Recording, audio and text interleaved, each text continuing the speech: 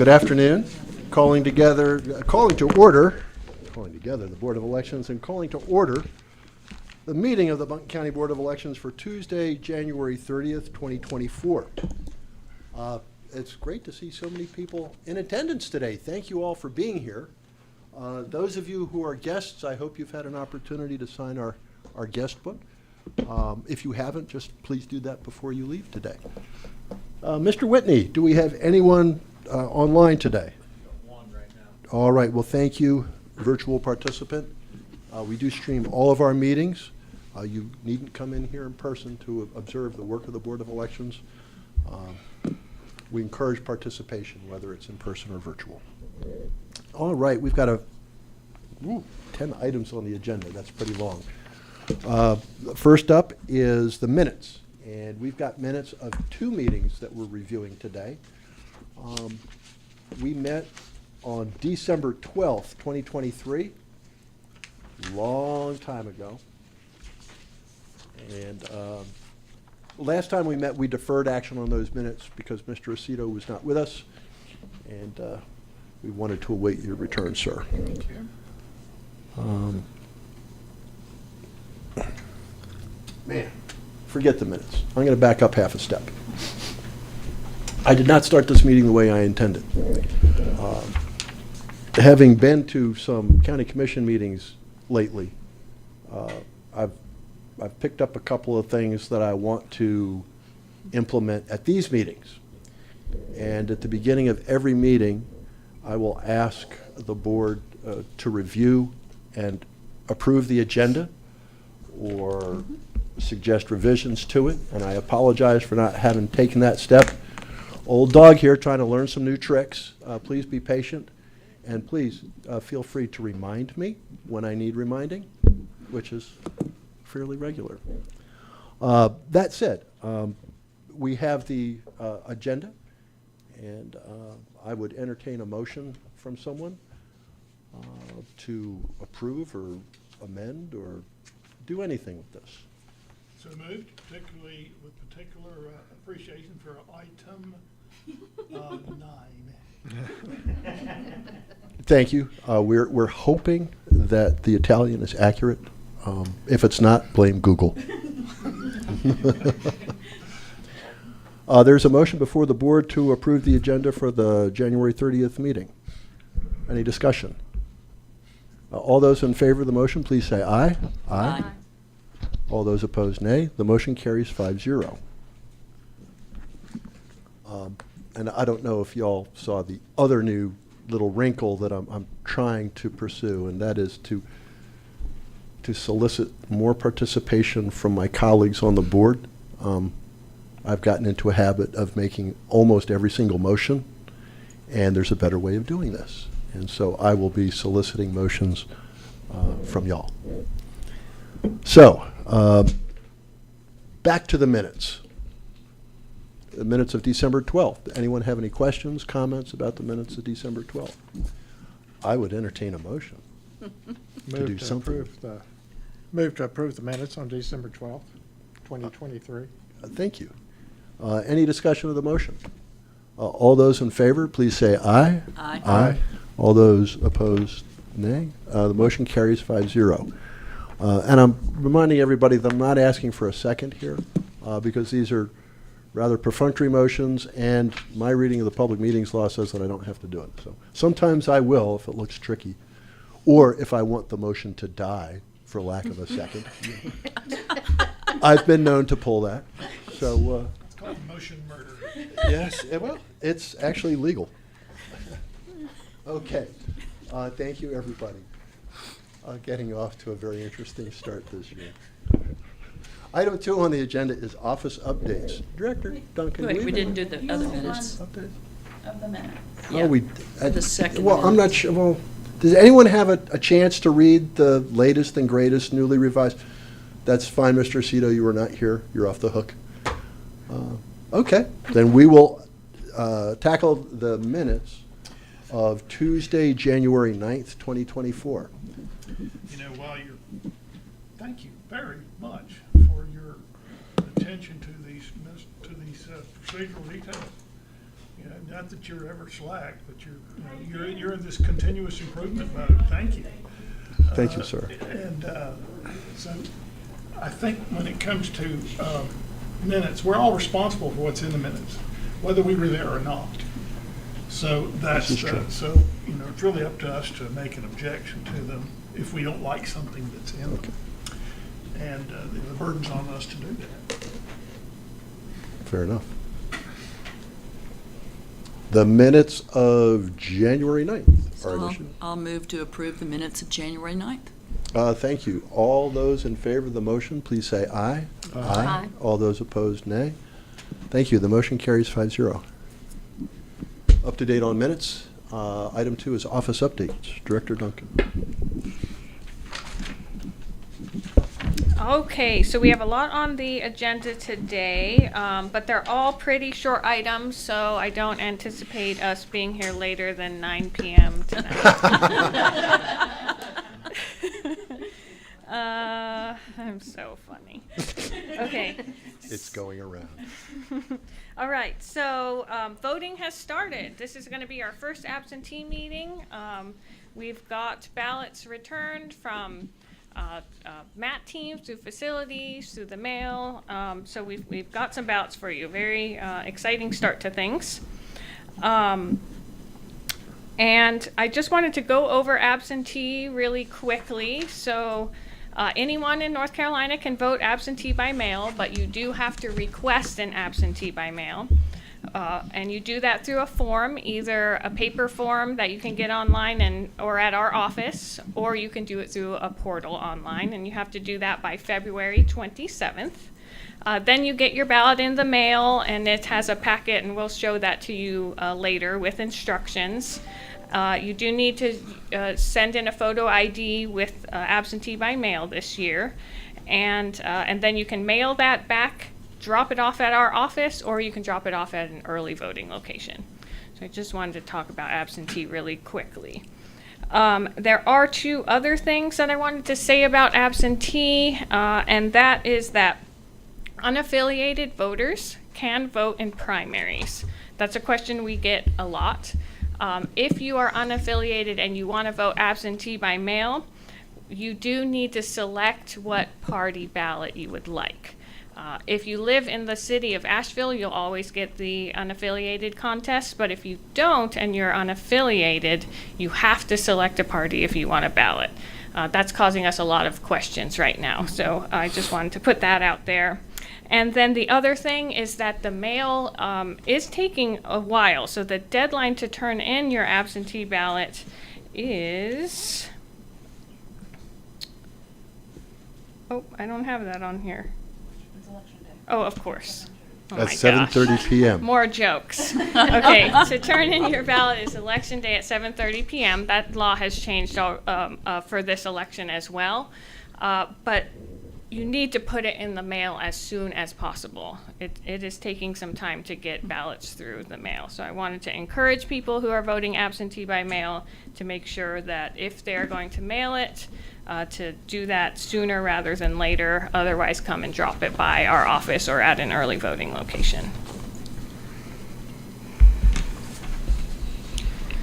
The next update that I wanted to give was the changes to the same-day registration changes that I sent in memo about yesterday, I believe.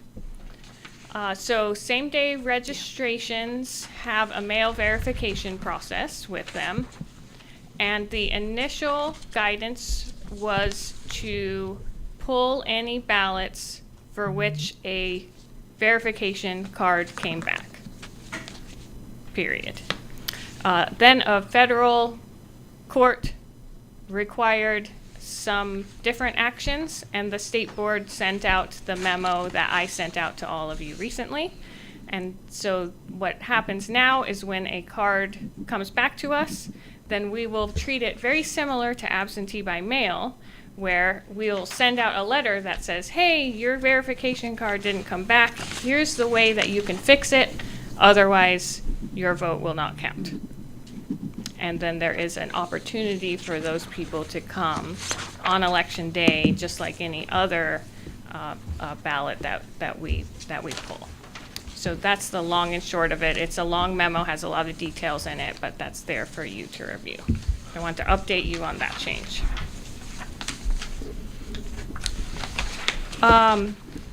We also, last board meeting, I introduced the new registration form, and I was hoping that Shannon could present that to us. Are you hiding behind the column? Thank you, Shannon. Yeah, let's give her the mic.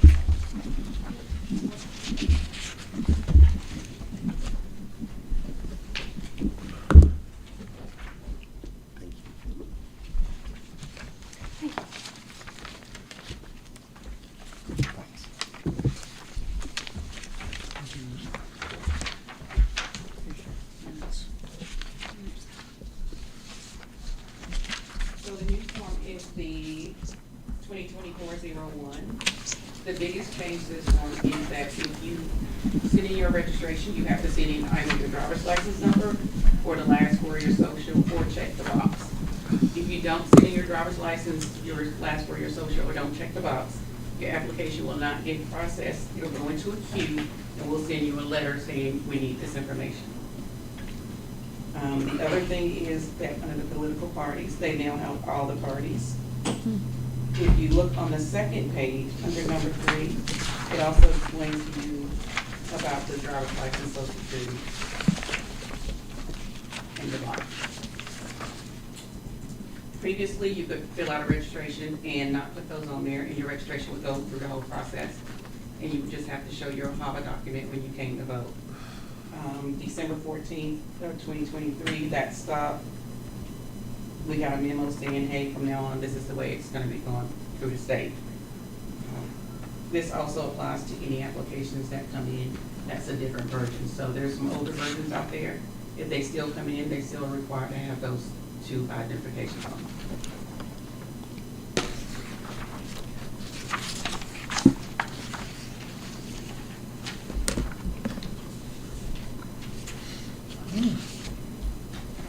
So the form looks significantly different, but it contains largely the same information. And the old forms do work. We replaced all of ours, though, so we only have the new forms.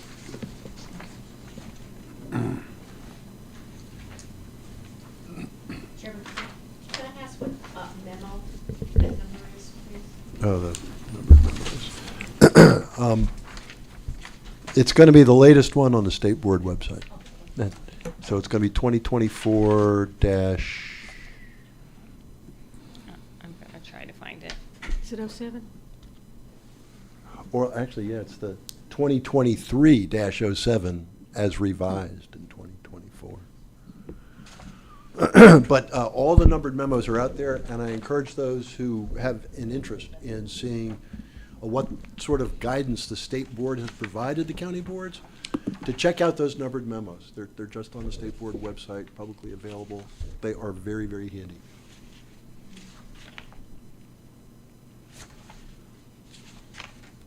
Any questions? Looks good. Thank you, Shannon. Thanks, Thank Shannon.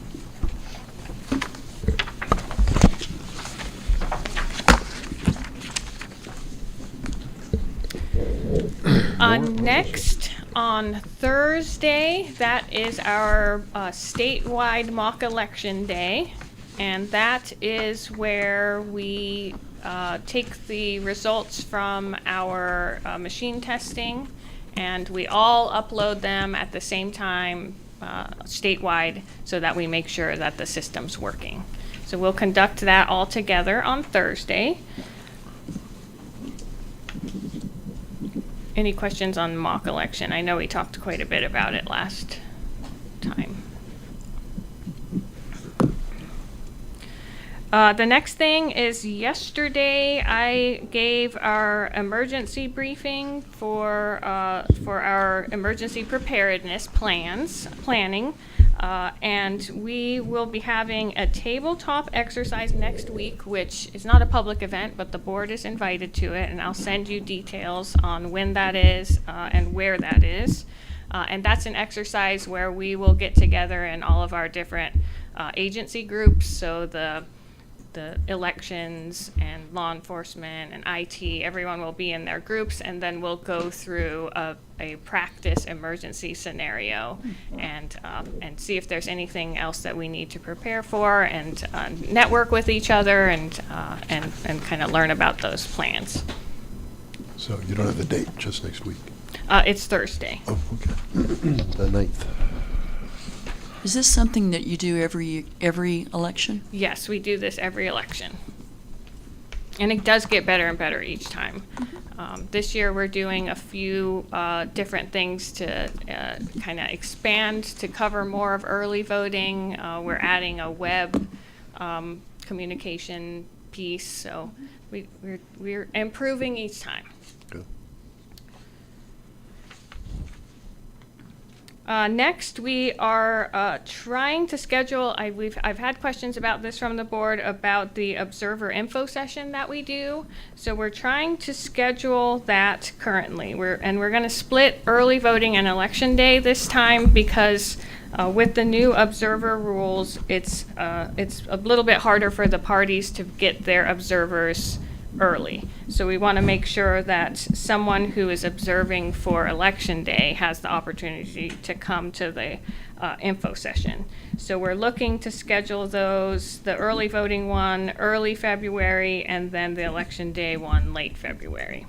So we're hoping that we'll have that date for you soon, and you are of course welcome to attend that. And anyone is welcome to attend that. Even if you're not an observer, you can come and attend that.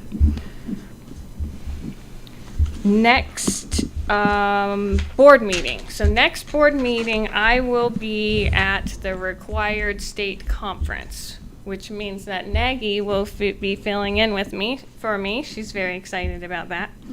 And on the agenda so far is absentee, which we will go over slowly today, so to make sure that everyone's comfortable with. And then we'll do early voting machine testing. So you get to work with the express vote on that like you did last time. I think last time you did election day and early voting together because it was a small election, but this time we'll split them. And you'll work with Ryan on that. We did note that the meeting will be over before noon, and Concord's only a couple hours away. We look forward to seeing you at the 3:30 meeting. I think Nagy will do a very good job.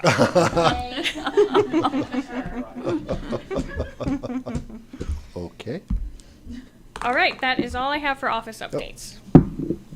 Colleagues, any questions, comments? All right, thank you. The next item on the agenda is the board calendar update. And I think that is Ms. Moore's. It is. Hello. Hello. Okay, so you all got in an email, and then also there's a printed out version in that stack of paper on your table of the updated board calendar. There weren't a lot of changes.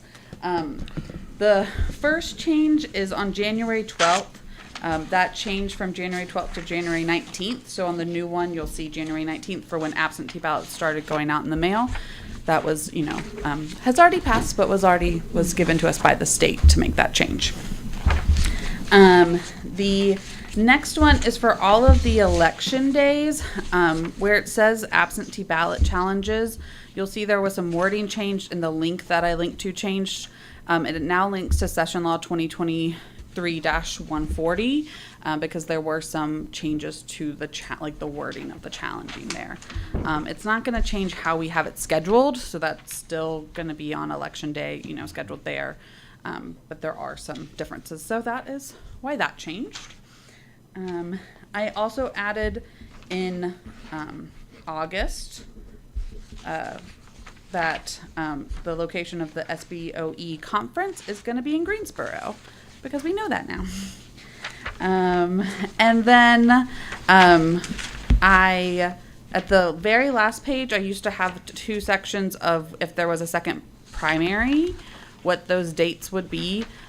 That law changed, and so now there is just one set. And so I deleted the set that no longer is possible.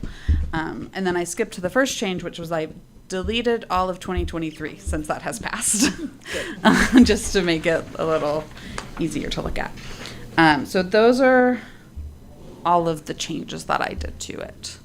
Thank you. Yes. Anyone have any questions? We're definitely rooting for no second primary. Yeah. Please. Let's give staff a break.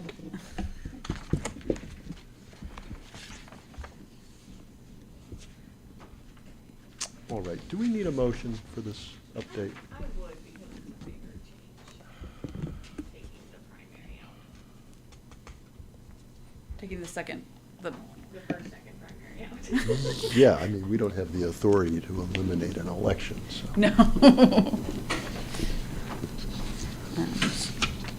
So what are we actually making a motion on? What would be the Oh, language? and the revisions that Ms. Moore just outlined.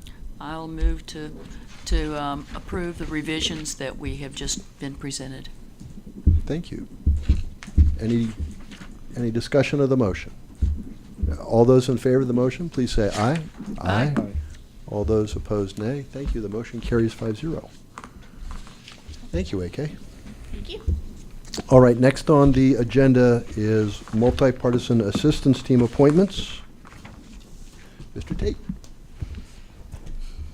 Thank you, Mr. Chairman. We are adding to the team, so we're gracious and grateful for even the members that are with us this evening. We've got David Frankel and Ms. Ann Hickey, who have been so grateful to join part of the MATS team. So all I need from you guys is to verify and sign for them, and then that way we can get them approved. So I'm going to split this up. So if you will just Thank you. sign in your respected areas for the members of your particular party, and we will have that taken care of.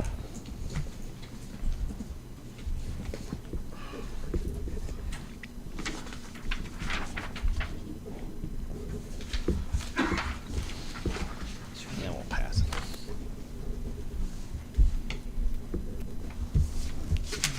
Sir, oh, just you got those. Same list. Yeah, just different yeah, version. just got to be done in No, quadruplicate. 2 Democrats, 2 Republicans. Oh, you. Sorry, over here. We don't have any enough unaffiliated. You don't have. She doesn't. It's the next page, just right there. I like her. Those of you who are going to be serving on multi-partisan assistance teams, thank you very much. It's because we want everyone who's eligible to vote to have their voice heard. And MATs are key to reaching the folks who would really struggle to get to the polls. Thank you so much. Some notes for me. Thank you.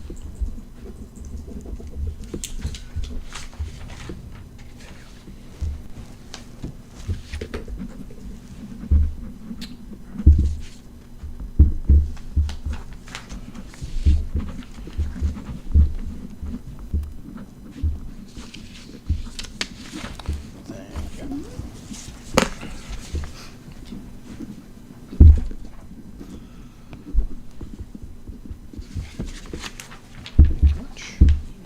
Yes. And for you, Mr. Chairman. Thank you. Thank you.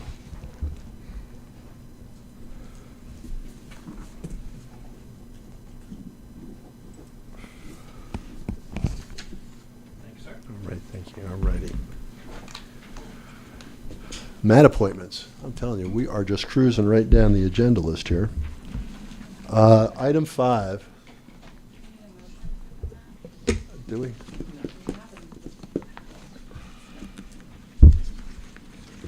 Yeah, we signed the doc. We're good. All right. Item 5. Ms. Pickens, I knew you had to be around somewhere. They all hide behind the They pillar. hide behind the big pillar. Budget update. Director Duncan and Ms. Pickens. Yes, so Victoria is going to give a little presentation. We did our first ACM Assistant County Manager meeting on budget, and we have some suggested changes, and Victoria will go over those with you. We have the suggested changes from their point of view. They came from me. I think they're good changes. Okay. Sorry. Hello. So I am going to present to you all the changes that we, or Corrine, suggested, depending on if you guys like it or not. So on the first slide, I have the budget presentation timeline. So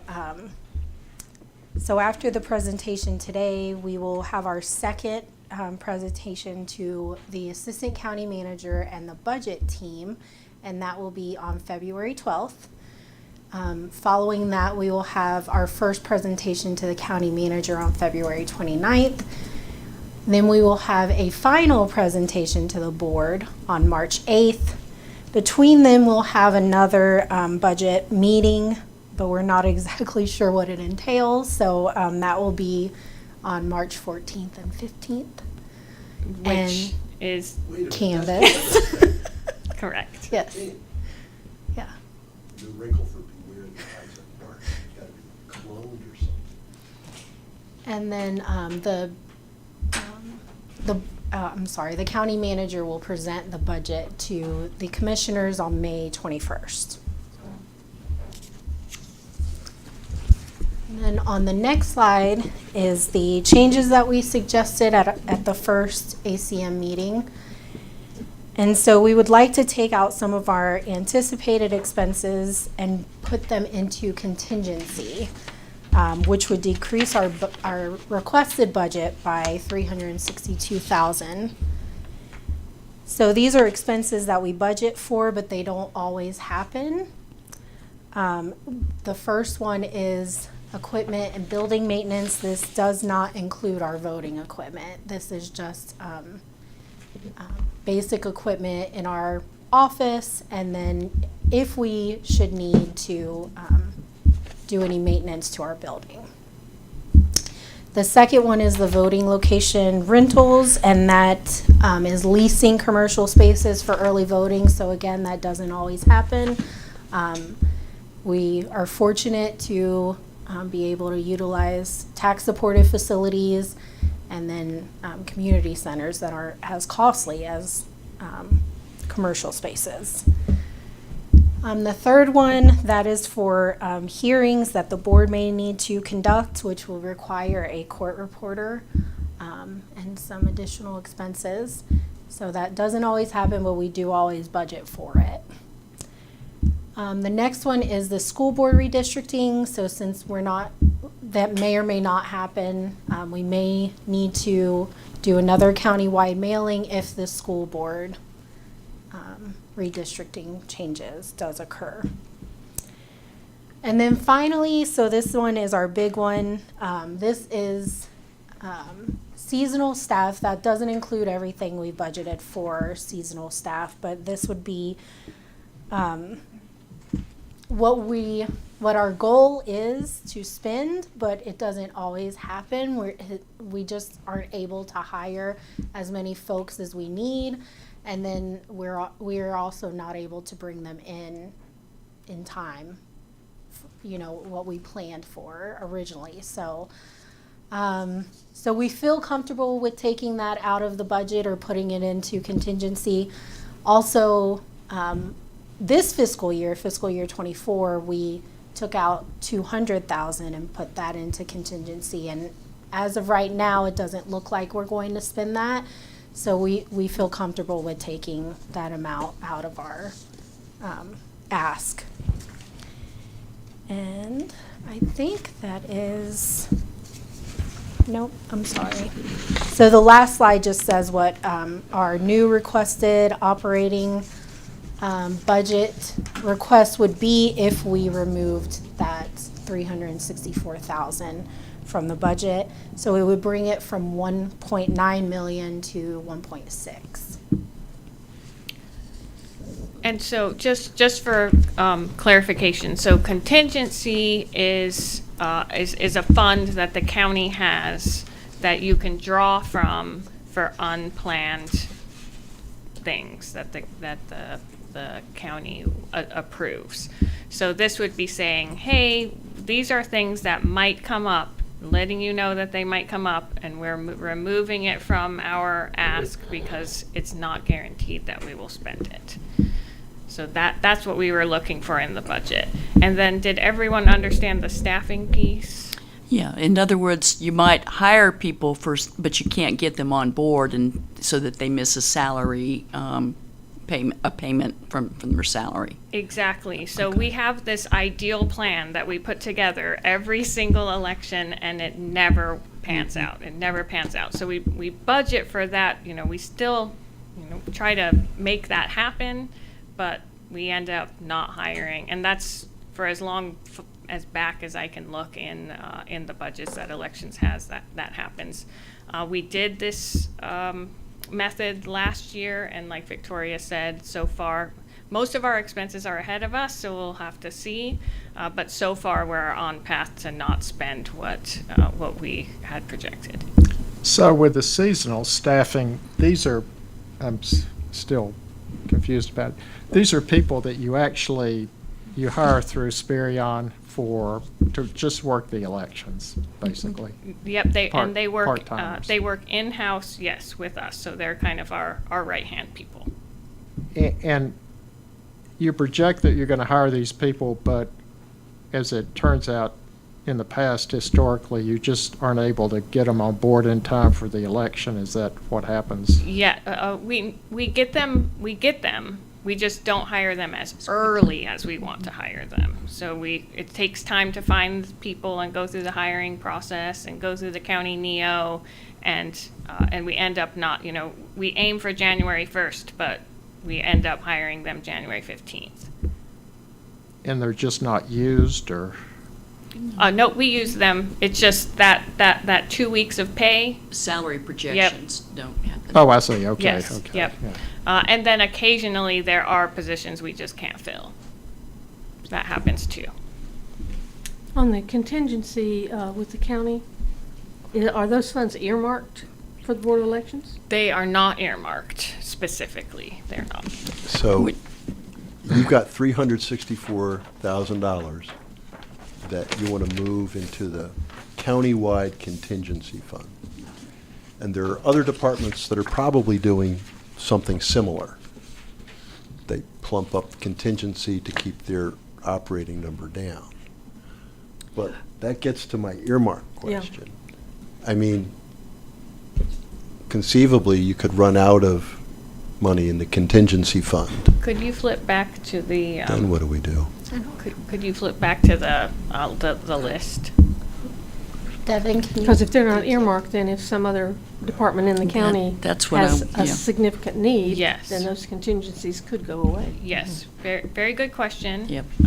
And it is a risk. I don't think it's a big risk. The equipment and maintenance, it would be very difficult for the county to reject any of these. The equipment and building maintenance, yes, okay, I could see them saying no unless the only reasons that we have extra building maintenance is if we have to do some ADA upgrade or something like that. That has law behind it. The county has to do it. Voting location rentals, that's for early voting. We have to have early voting sites. The board approves the plan. There's a lot of clout behind that. The quasi-judicial proceedings are also, this board is just required to have hearings. So, and then the school district mailing, that is definitely required by law. And then the seasonal staffing one is the one that I feel safest about, that we probably won't spend. So I think that the risk is worth worth reducing and having, in favor of having a more accurate budget. Thank you. Mr. Quinn. Yes, sir, Mr. Aceto. So this category spending is, you know, when we move something into contingency, does that mean the category is pre-approved if there's enough funds in the contingency? Or is that just, we would have to amend our budget accordingly? Yes, so if Or we, we'd have to if, request for amendment to the if, budget? we- correct, yes. So if we ran out of funds in our own budget, because some, we might be able to find money in other categories within our budget and cover it. That's what our first option is what we want to do first. If we can't do that, then I have to go to the commissioners and ask to pull money from contingency, which we've never had to do. But having already pulled $364,000 out of your budget and moving it into contingency, you've demonstrated good faith. So So the when you say commissioners. moving into contingency, that means that the county's overall budget didn't change. Right, We just gave a slice of ours and put it back in their pot. right. Because we don't use it. And Right. so it hasn't been, year after year after year, we ask for that money and then we don't use it. And I think we need to stop doing that. Right. And we're not considering that 2024 could be a more expensive year for this department?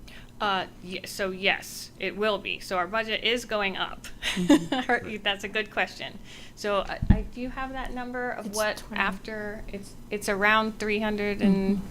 It's From last year. 360,000. Oh, wow, they're close. Those two numbers are close. What a It is, coincidence. yes. Yeah, so we were we were asking for above $700,000 above our previous budget before, the budget we're comparing to. So we're still asking for more because it's a big election. So we're gonna have more early voting sites, we need more ballots, we just can't get around those things, so that it will increase. Have we budgeted next year for the convention for the board? The August one, yes, Okay, just checking. yes, In Greensboro. in Greensboro. Anyone else have any questions? Ms. Pickens, thank you very much. you. Thank you, Director Duncan. Hopefully, everything goes smoothly budget-wise. Yes, and we'll keep you updated along the way. We have lots of contacts, so as we go. Can we get a new copy of the updated budget? Yes, did you hear that, Victoria? She would, I'd like a she new would like copy of the updated budget. Yes. Thank you. All right. Theoretically halfway through. Next is item 6, early voting closure policy resolution.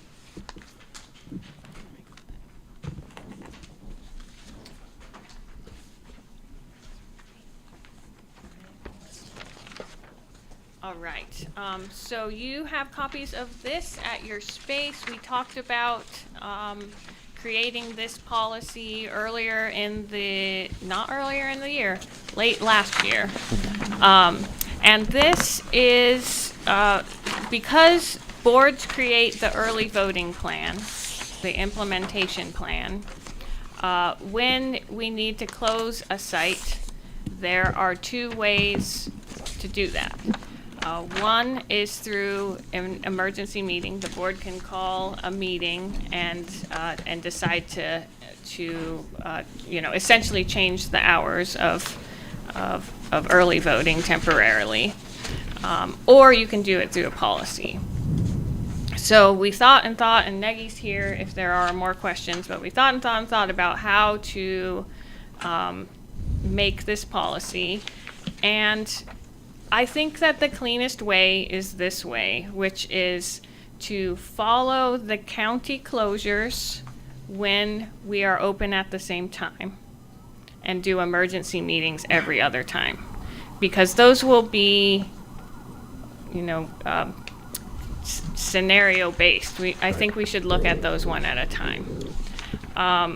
The times that we don't overlap is basically the last hour of early voting So that's a very small period of time, and that one Sunday that we're open.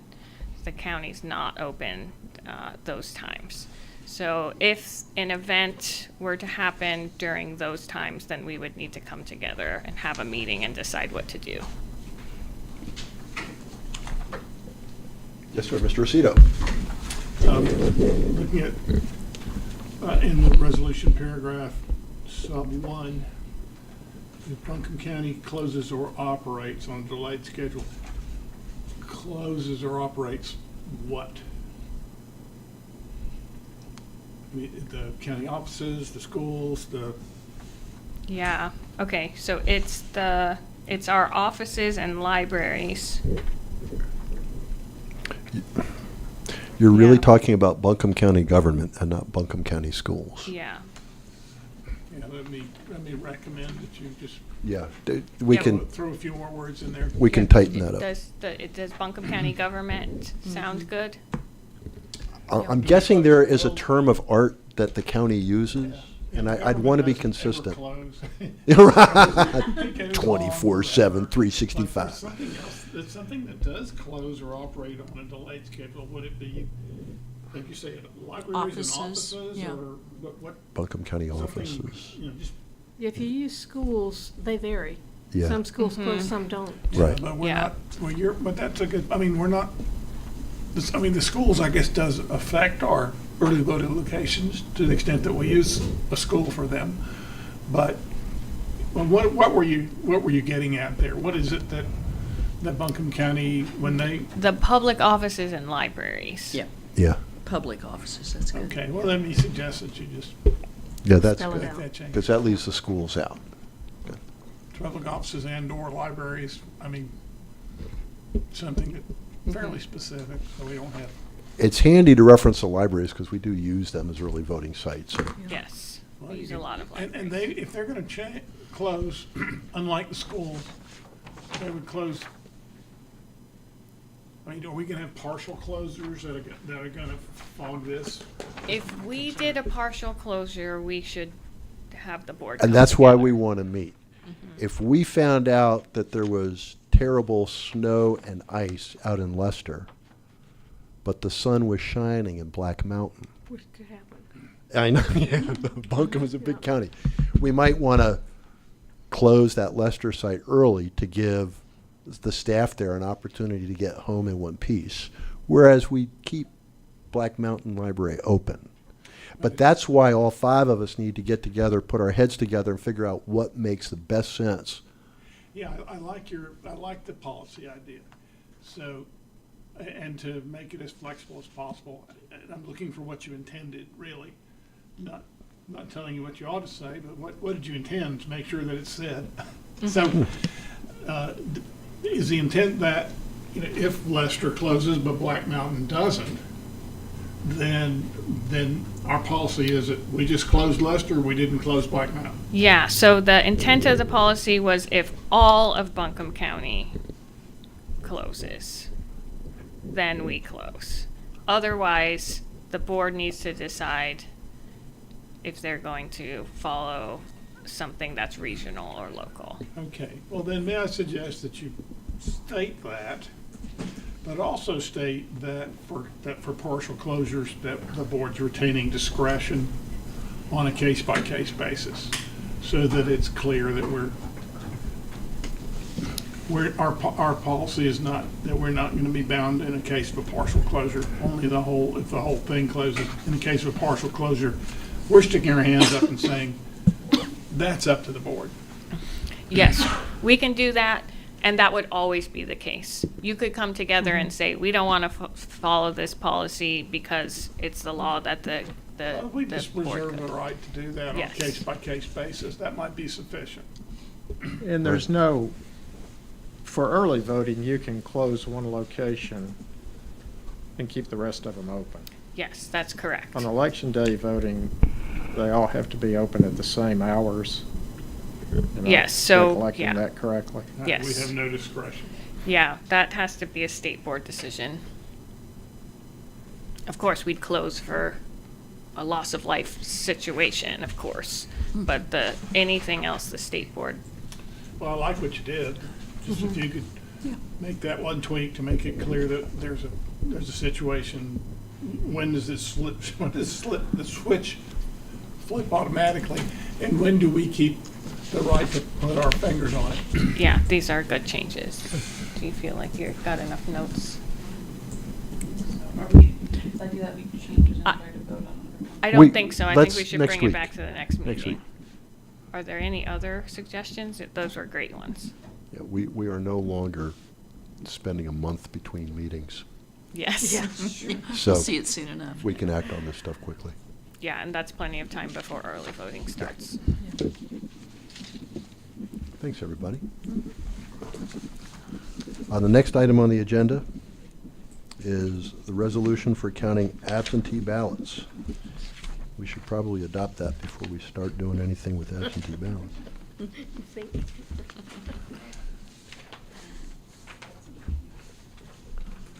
And AK's gonna present that one.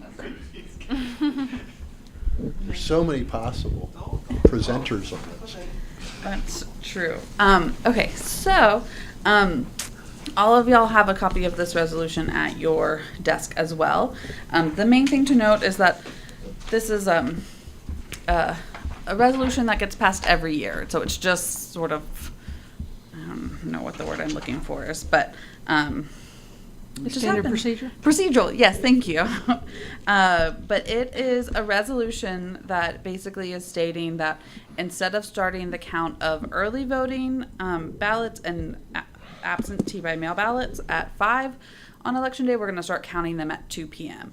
And the reason that we do that is so that we want to be able to count them in enough time to post the results right at 7:30 as soon as we're able to. If we waited and started at 5, then we might not be able to get results right at 7:30, and that's no fun for anybody. Ain't that the truth? It may look slightly different than the resolution that you've seen in the past, but that's just because with the session law changing the wording for the early voting now being separate from absentee, that's where that extra whereas comes from. Thank you, Ms. Moore. Mr. Mr. Aceto. This is a related, unrelated question for AK. When we publish a resolution in the paper, you get back that certification from the newspaper that they've published it with AK. Yeah. Where do we keep all those? Currently in a file folder next to my desk, but we can keep them anywhere else. I'm just thinking that it's the kind of thing that the public needs to have access to, and that we need to know where is it, that we have that we as a board have knowledge of that, because that if we lose track of those for any reason, very dark things happen. So that's all. It's just a word of the wise. Just Yeah, we can easily keep them in our resolution notebook. I can have just another section that is the receipts of those. I'm gonna suggest that. I mean, that comes from years of keeping track of the states and having to come up with that certification when someone's searching title to property. Did you get the? Because if it's not, so anyway, yeah. If you want to put that in some place that people can find in the dark with their fingers. I guess along those lines, I wonder too, if it's public information, then is there a place on our website where these resolutions sit now? We're talking about the resolution and not the publication, the notice, Right. the certification Right, publication. right. Two different things, but very important. Yes, I'm sorry, yeah. No, there's not currently one place. I do, I have started putting them with the minutes. So once the minutes are approved, I don't upload minutes until y'all vote on them and sign them. So once that is true, then, so they can be found there, but there's not like a place that says resolutions. Director Duncan. I do want to point out that the point of publishing these resolutions is from the past, of, what we're trying to do is advertise what we're doing. To the So public. so we're advertising to the public, when meetings are, poll workers, those kind of things. And we do that on our website too. So we're getting that information out there. We post it at the courthouse. That's also part of these rules. So that it's posted at the courthouse and we post it here. So I just wanted there to be a full picture. Sure. We can Yeah. post it online, but we we will if that's what you would like us to. But we're trying to post the board meeting calendar, things in more digestible Are we talking about the way. receipts now or just Yeah, the resolutions? I think the important thing is, what Mr. Aceto was driving at is, do we have the receipts? Yes, And- I mean, and that we might do. be, that might be foyable if somebody wanted to see Well, them, but I don't know why. Of course it's foiable, Right, but so, but it wouldn't have to be published. Yeah, it's two I different think things. if we know where they are Mm-hmm. and that we have the complete set, Yeah. then going forward, we're gonna be okay. Right, Until two Mr. Aceto asked the question, we really weren't sure, but now we know they're in the folder next to your They desk. fixed it, yeah. Right, two different things going on here. One is transparency. Right. And, and that's a subject for continuous improvement. We keep working on it.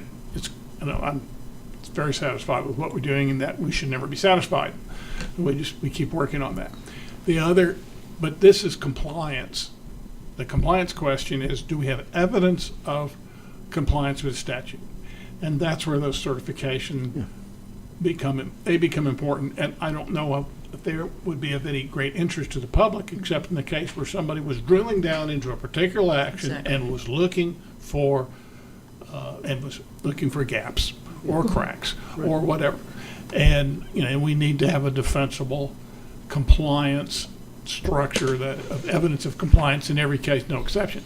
So, however you do that, apply common sense and know that the idea is that should be accessible and that it should be consistent and not subject to destruction. If the place catches fire, we'll still have those things. All right. And we got public records law issues and retention issues, but we count on our director for that because we just put that in our job description. Which was sent to Raleigh. Do y'all have any other questions about the resolution?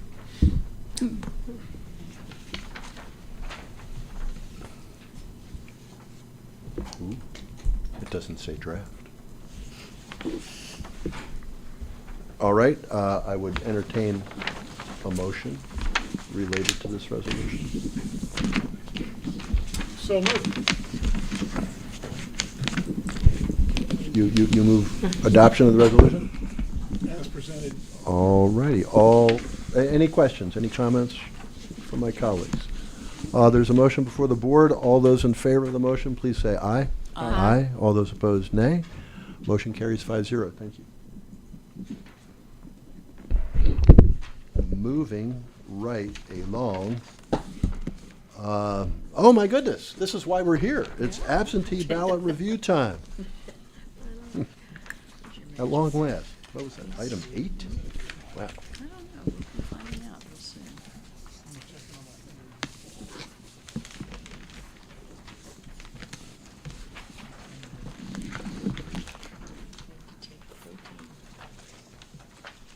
Mr. Tate. Except that I want to talk again. Oh. Go ahead. Okay, so I did a little bit of overview about absentee in general at the beginning of the meeting.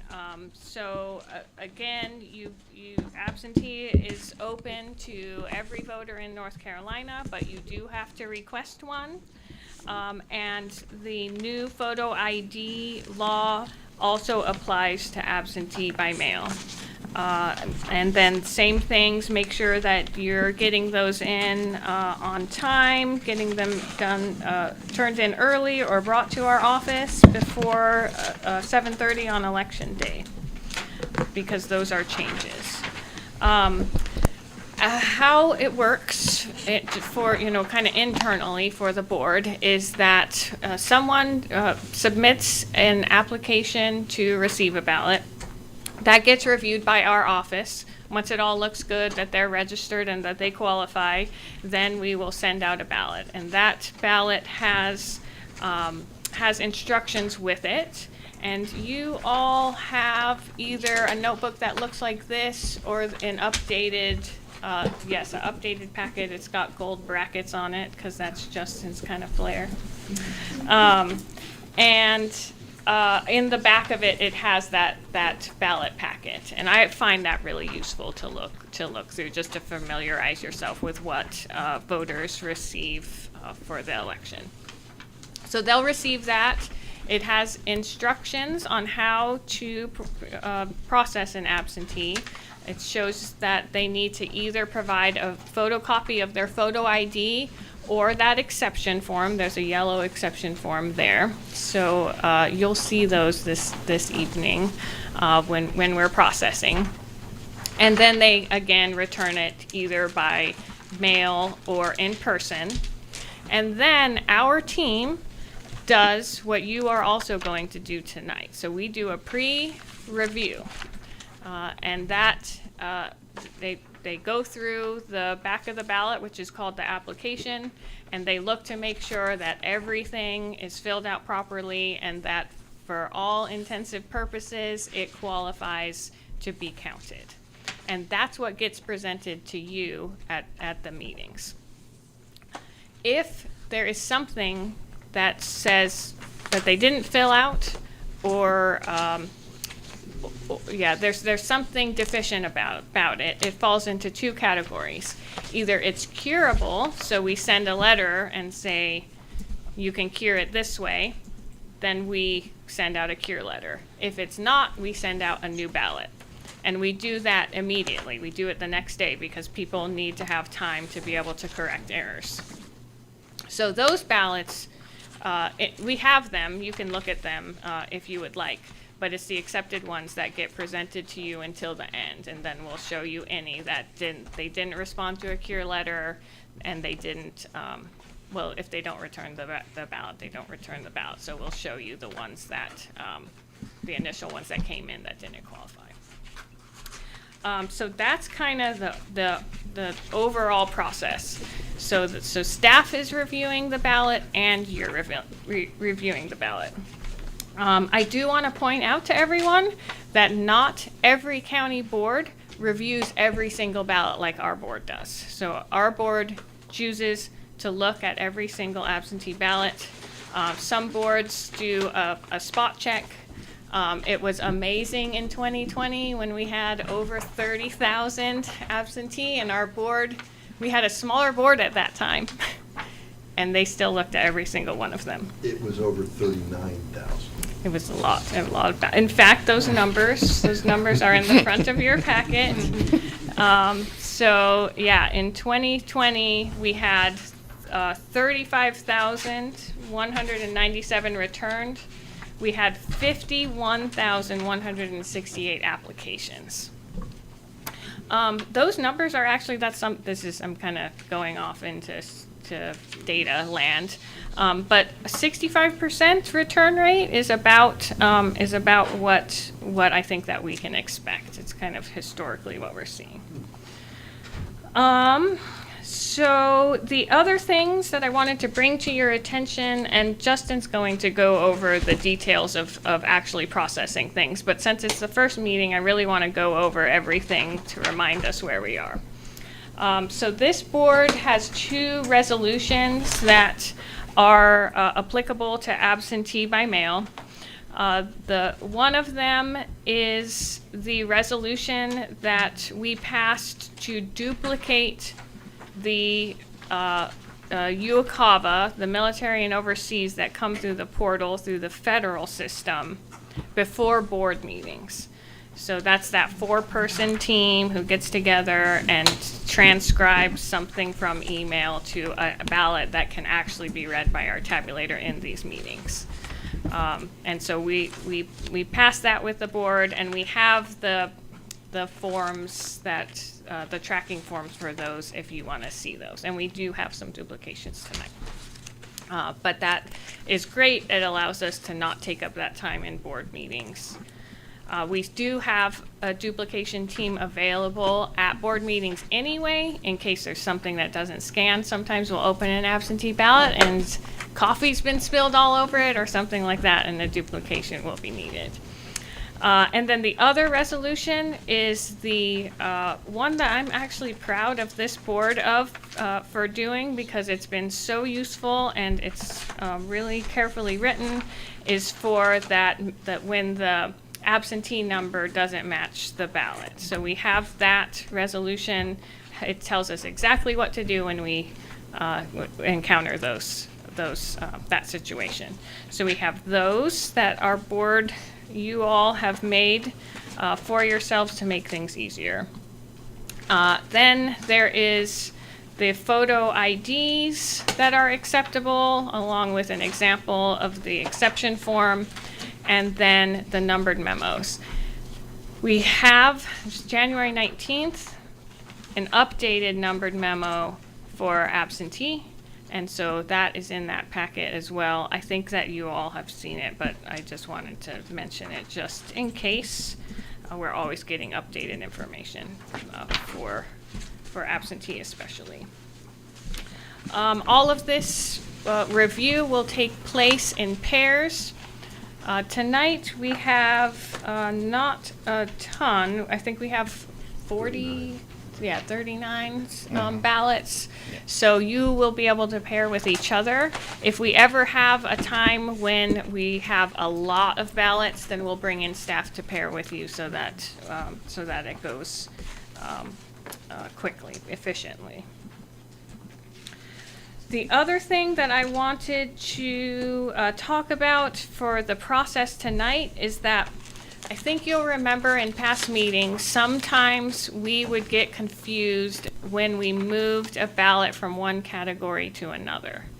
And AK would get frustrated, and so what I suggest that we do this time is that we break things up into 4 categories, and we do them one at a time, and we make a motion for each one of those.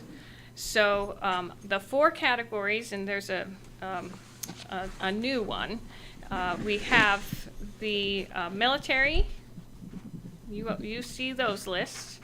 The overseas, you've seen those lists. Together, that's called UOCAVA. That can get confusing. But UOCAVA is the Uniformed and Overseas Citizens Absentee Voting Act. And that's why both of those are under that category. But when it's presented to you, you see it as military and overseas on 2 separate lists. So we should take out that confusion right there and just do them separately.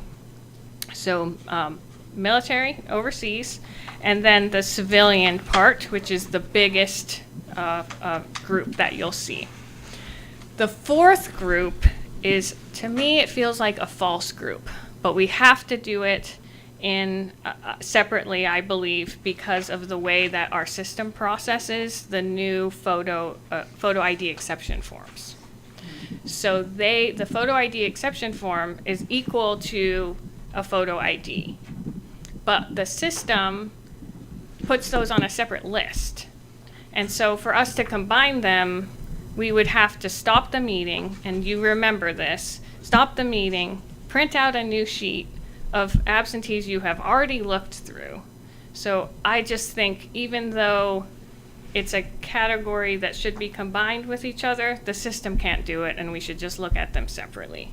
So you'll see all of the civilians with a photocopied photo ID in one group, and all the civilians with the exception form in another group. Makes sense. And then we just do go through each one of those and make a motion each time we go through those, and then we won't get confused about categories. Does that sound okay?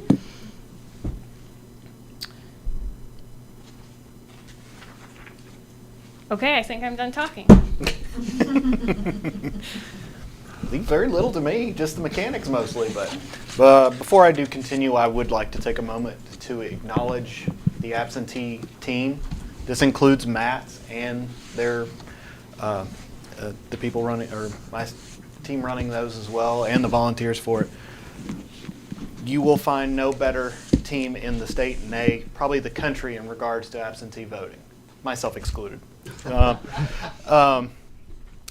Seriously, the tenure that goes with this team is unprecedented, and the dedication that they go to make sure that the board doesn't have to worry or stress about cured or needing curing.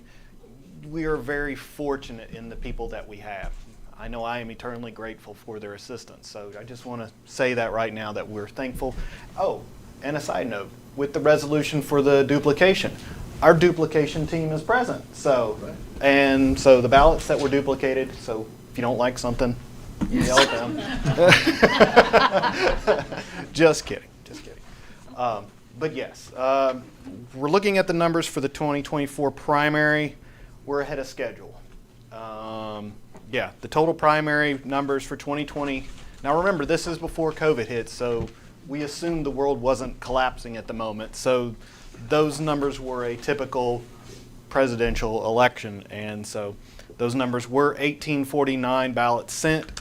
We are already at 1215, and that's only 2 weeks into the process, or 2.5, 3 weeks into the process. So we are starting to see a little bit of a dip, but as we get closer to the election, we do expect that number to go back up. So we're projecting to be over the 2020 numbers at this time. Our return rate, like I said, it's skewed at this point since the ballots have just gone out. We're waiting on the mail to return. To go over a little bit more depth that Director Duncan went over, UOCAVA, again, it's uniformed and overseas. So it is the blanket, the umbrella that covers. You'll hear us use it as a blanket term. It just means somebody who's requesting an absentee ballot that is not in the United States. So either military or just overseas voter. The process of there is only the duplication process in addition to the regular absentee ballot. They're very similar. They have the same sort of criteria in the way they're accepted in a board meeting, and I can go through that now. So basically, what we've done, not basically, it is what we've done. I guess it shouldn't handle it in that respect. We've got, I'll do that one. This is the military, and what happened is they submitted their request through a portal. They emailed back their ballot. We got the duplication team to get together and then duplicated it on a hard, solid ballot in order to be run through the machine and tabulated. This time, I will present this to the board so that they may, well, the first instructions is place a check mark next to the voter's name on the provided list. There is a list here. Voters sign the affirmation, and then this is what the board needs to check for, is that the voter has signed the privacy waiver. If approved, the board member will initial and date the bottom of the affirmation page, board approval date, and upon completion, sign the overall report, which is attached to the beginning of this ballot.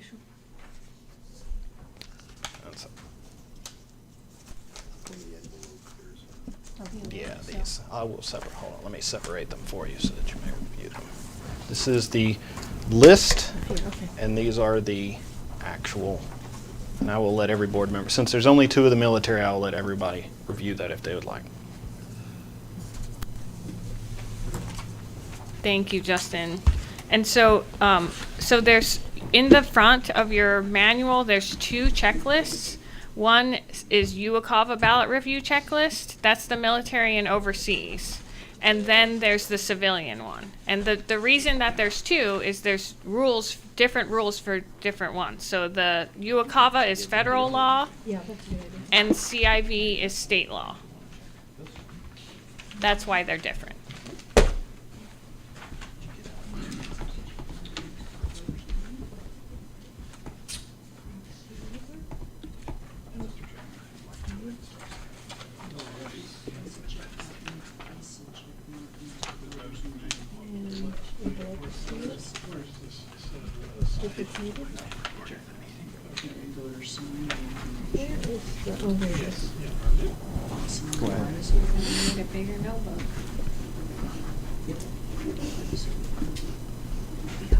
AK, is that your copy of the board? Okay. Just making sure you had a nice one. I tried. I'm bad for forgetting you, so I tried to be better this time. Only needs one signature. Yes.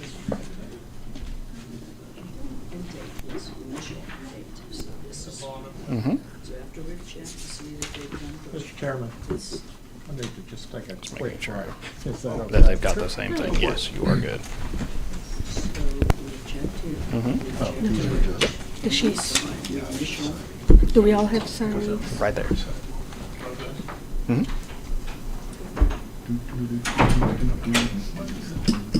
30.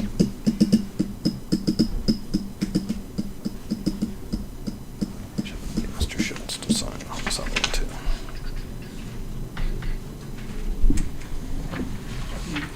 It's coming down the line. Where's the special sheet? That one. Do you have the other one? Yeah. There. Check. Sheet's coming down the line. Actually, let me grab one for me real quick. You don't have that yet. No, so just-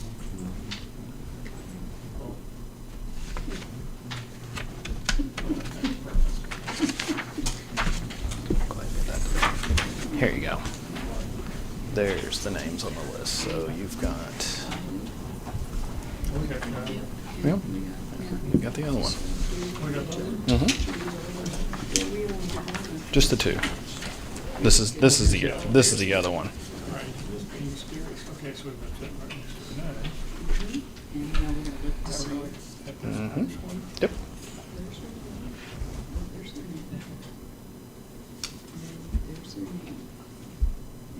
Oh, I see, so we're gonna just do all of them. Mm-hmm. Yeah, that'll be fine. And then, like I said, just.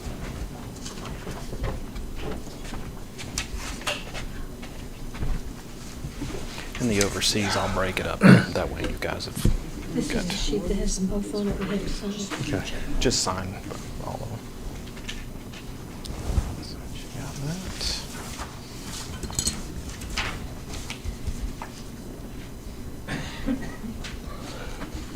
Just, pass it the other one.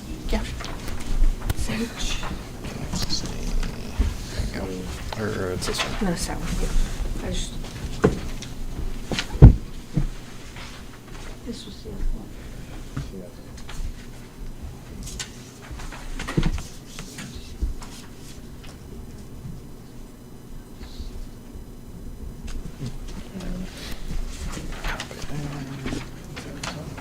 That one is not.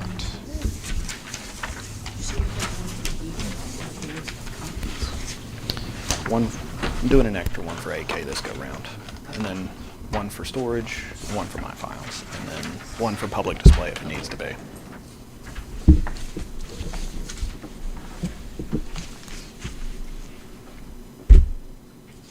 All right, thank you very much. All right, is that both of them? Did we sign everything? That's where I'm just, let me double check real quick. I think we've got, I'm not sure that he got three of them. let's see, If you can read. I have 4 signatures here. Oh, there were 4. Okay. Okay.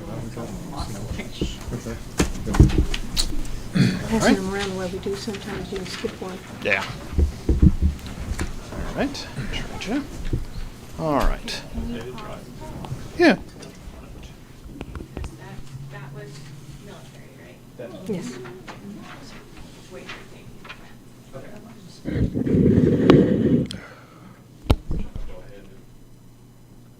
Up. Let's see. okay, just wait until they do the motion so that I want to be really slow this time. So Okay. that they Yeah, me too. get-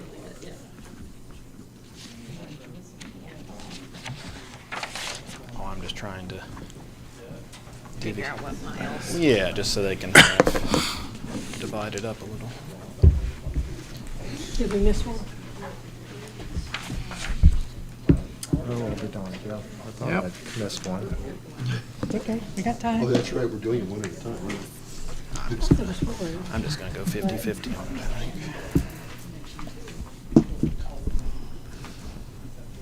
Because we split them up to sign them. Yeah, we split them up to sign them.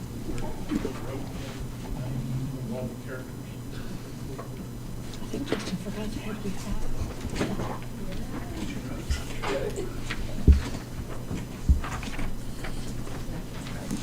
Thanks, Joyce.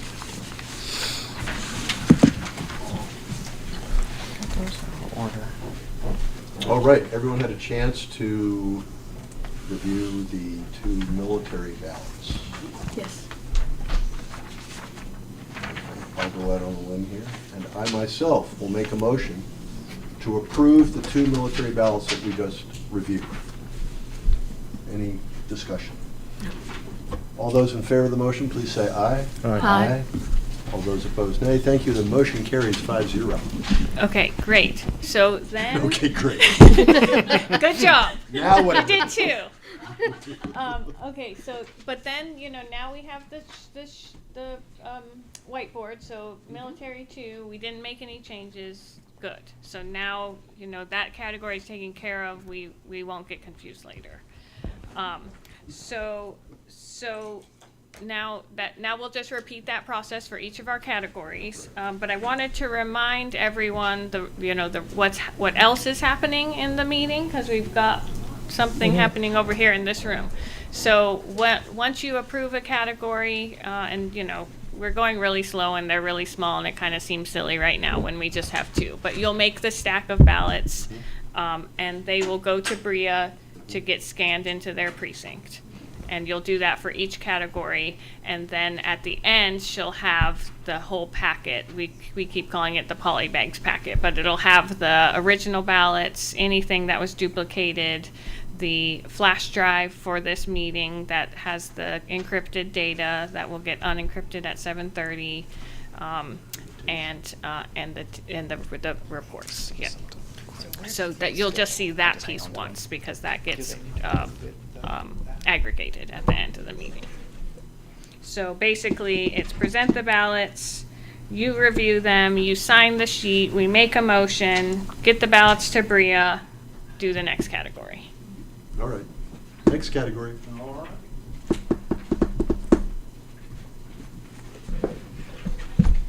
All right, we divide and conquer a little bit since we've got more of this go round. So I'll be a little better about it. I'm gonna give you the actual signing sheet here. That way you can go through it again. Okay. And then the same for you guys. And then once you finish those, we can swap.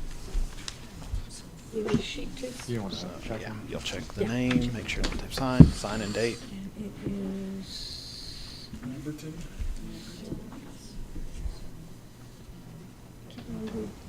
Just my notes.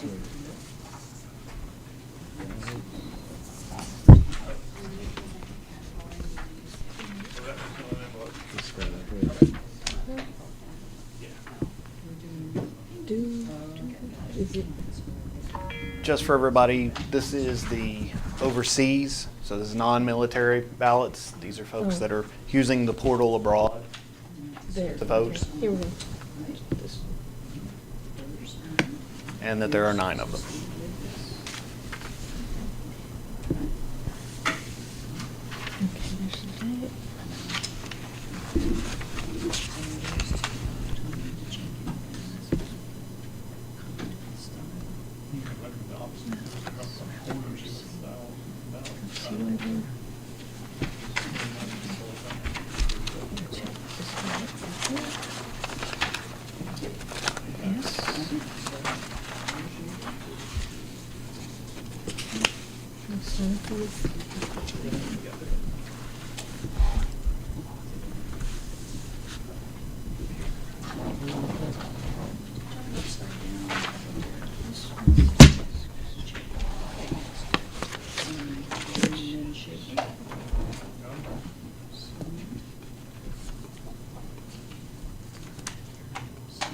Shouldn't it bother us if there's no date on the prize list? Shouldn't it bother us if there's no date on the prize list? What's the question?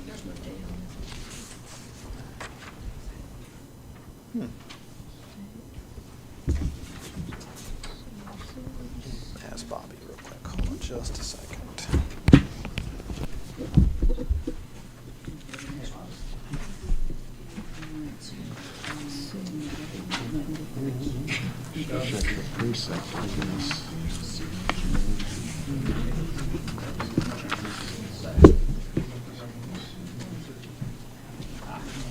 Because it came via email, it's time-stamped with that, so we do know when it came. That was, there you go.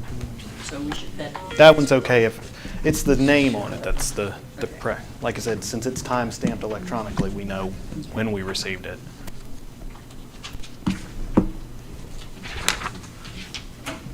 Okay, precinct match.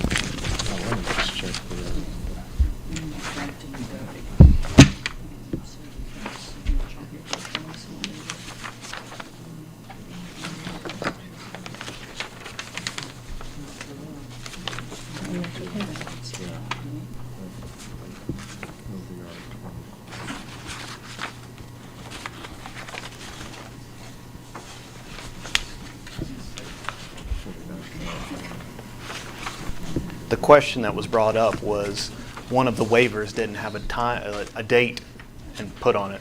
But because these are electronic ballots, we know when we received the email and what time of day. And right, it's like a timestamp. Like when we get it in the office, email does it for us. So it's not of critical importance unless it's at, say, 7:39 on election day.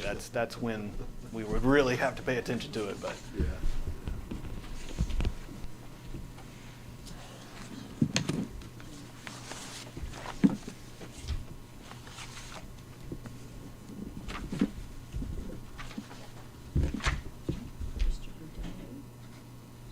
Matches on this list.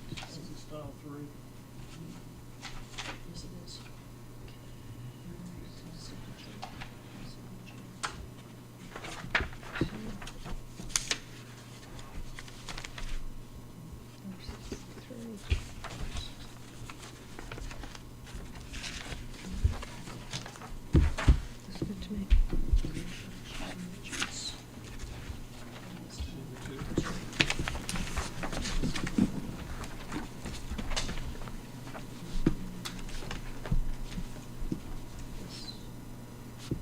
I think maybe we'll wait to sign these until we see the others. okay.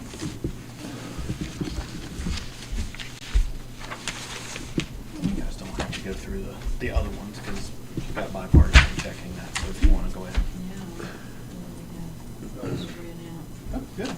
Do you want to look at the others? All right, so since you guys are working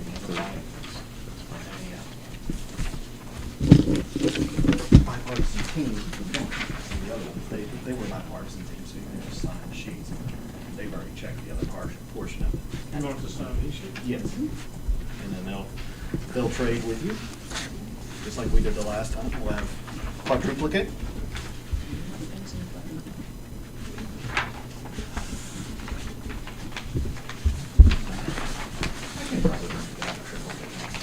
Well, we just got the hard record, my record, and then public.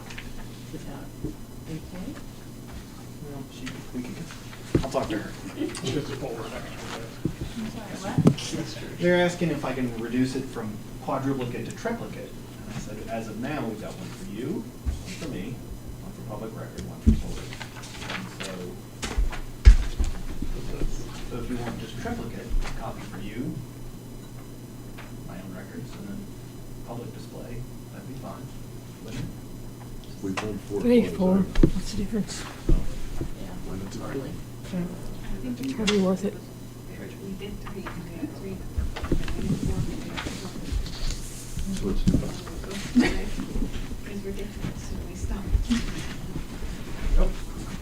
What does the law say? It actually doesn't. It doesn't, of course. dictate. Well, we're gonna have to get an outside legal opinion then. No, I He mean, said 7,000. It's more expensive to get that help these days. That's why. Yeah, how many is five? What is 5 topics? Pentucklet? Pentucklet? Pentucklet? Yeah. Thank you, guys. Alrighty.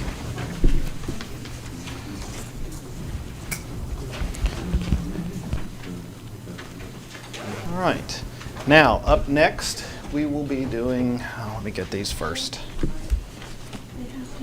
Oh, that's right. I'm sorry. I'm overzealous. I'm loving it.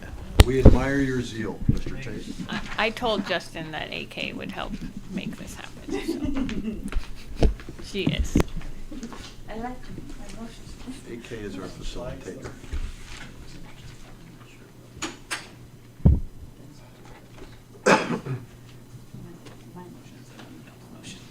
Stage managing. Gotta wait for Very similar. Sally to come on back. Manage the production, right? Would the board like to make a motion about that? As soon as my fifth member returns, we shall Oh, right. proceed.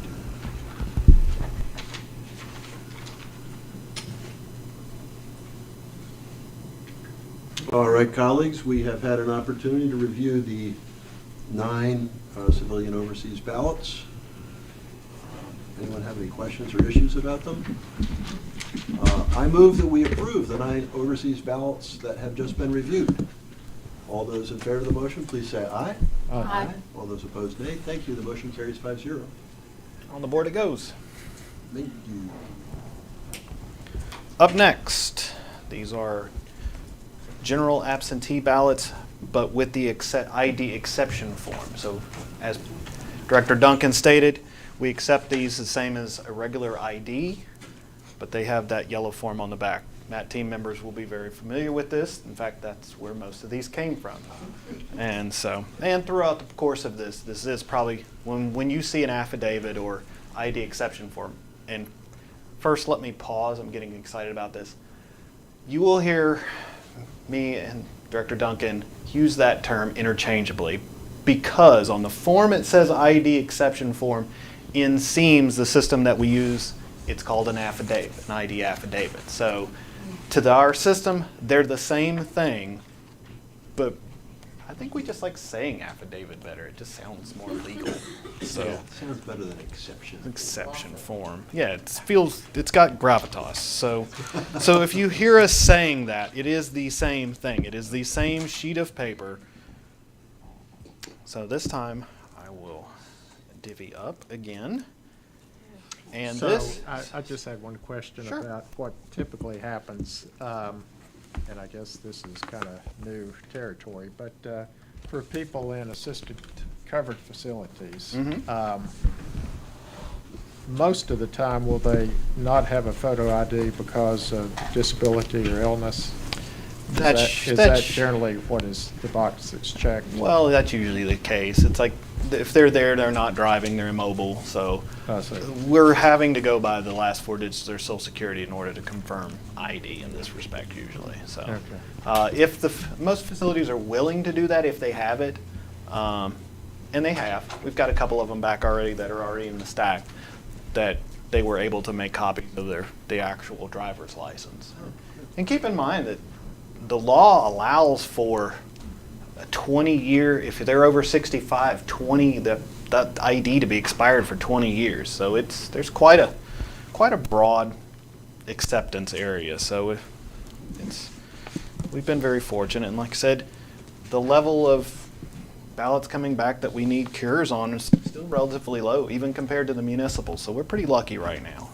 So I'm going to go ahead and give you both stacks to go ahead and go over. And this works just like the regular absentees. We're just checking for signature, witnesses, and then if someone assisted them, in this case, usually it's a MAT team member, they'll sign and put their address down here. I'll go ahead and tell you that for the assistants, if it is a MAT team member, you're more than likely going to see our address as the address. I suggested this to the MAT team members just for their own personal privacy and safety. I said if they've done anything wrong, we have the ability to track them down. So if you see that, don't be alarmed. That was something that I suggested to them.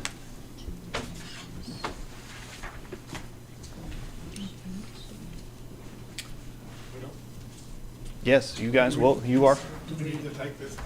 You don't have to take that one out. They're all presented In Just fact, to show yeah, that they were yeah. not- This you don't have to pull those all out and stuff. Now we're just confirming that that the ballots are on the list, and you will treat it just like a regular absentee ballot, clocking it, making sure it's at the bottom of the envelope, opening it as long as it matches all of this data, and you're good to go to pull it out and then place it face down according to precinct.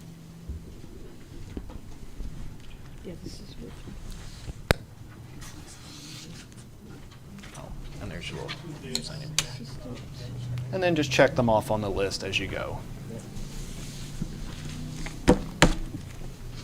Oh, and Maybe we're additional, right? yeah, sign in, initial and date. Making sure.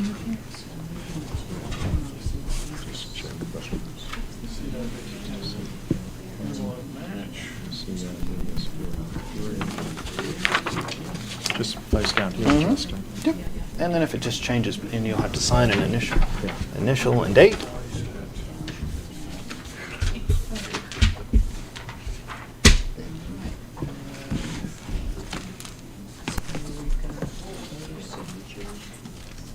You might, you mind if I just look at these? I'm just curious. Yeah, go ahead. You don't have to be there for that meeting. Yeah, I like to see how they're filled out also. But I saw that agenda, it's like, Same precinct. 10:45. What? Okay. How we gonna divide this up? yeah, no. I'm gonna,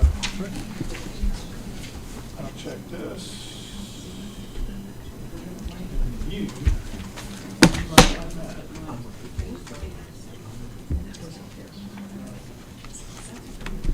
Like I said, just try to keep those separated by precinct so that Bria can scan them a little easier.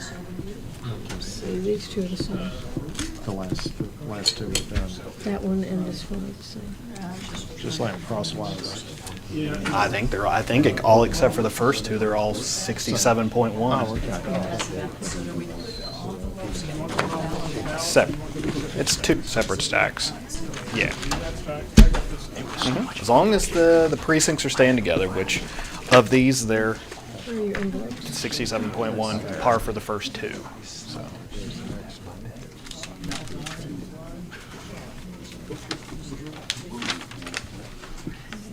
Yeah, no, they don't play any music until midnight. Yes.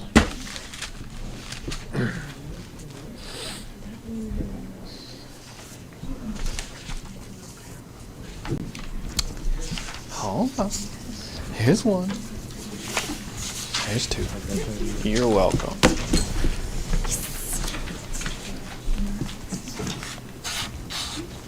Yeah.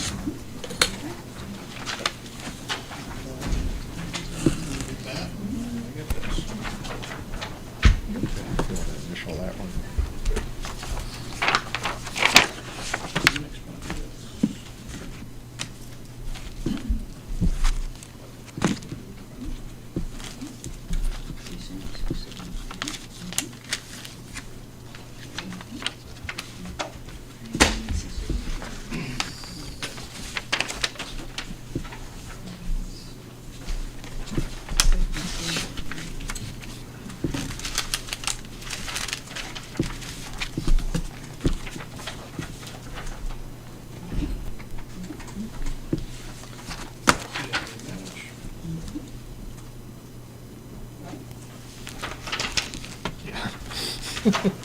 Don't scare him. We just have to always be so careful of these. Yeah. So far. Just lost a couple of them before. Even a blind squirrel finds a nut every once in a while, I guess.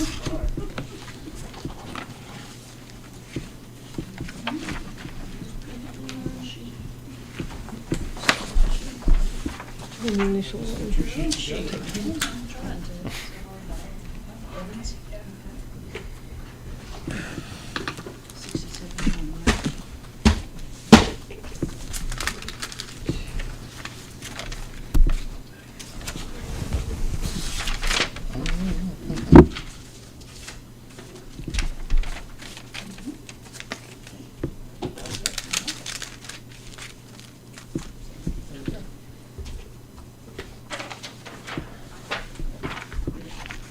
just as a reminder for anybody looking to do an absentee ballot or know of someone that needs it, they do need to be turned in by 7:30 on election day. This is different than they were in previous elections where we could accept it because of a postmark. The law has changed as of January 1, so if someone's needing one, they can be either mailed back in, delivered to an early voting site, or to us directly. They cannot go to a polling location. So just, if someone asks you, that's an important question. So there aren't leeways like there used to be. But it's also a good thing. If people know a set time, they won't dally. Yes. No. No. They'd have to bring them here. They'd have to bring it here. Good question. Yeah, there's 12 places you can drop it during early voting. The 11 early voting sites in here. You got those? But after early voting closes at 3 p.m. on March 2nd, it would have to end up here by 7:30 on Tuesday. Yeah. No, there's you're checking it. You're doing fine. All right. Pass those down.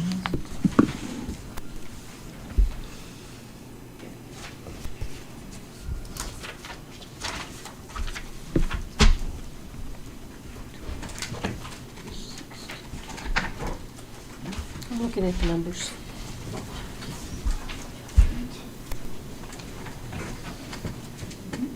Thank you all. This is moving very efficiently. It's like you've done this before.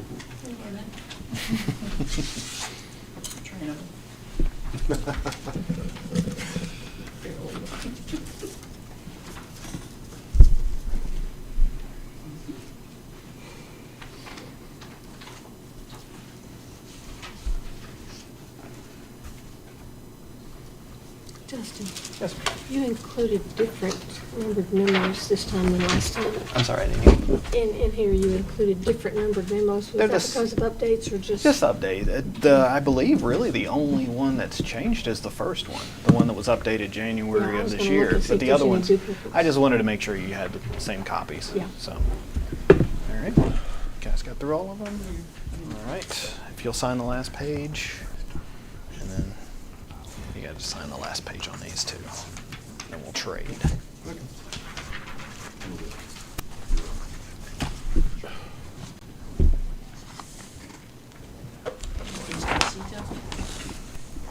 Go ahead and give these to Trace. There you go. Give the other ones. Sign that.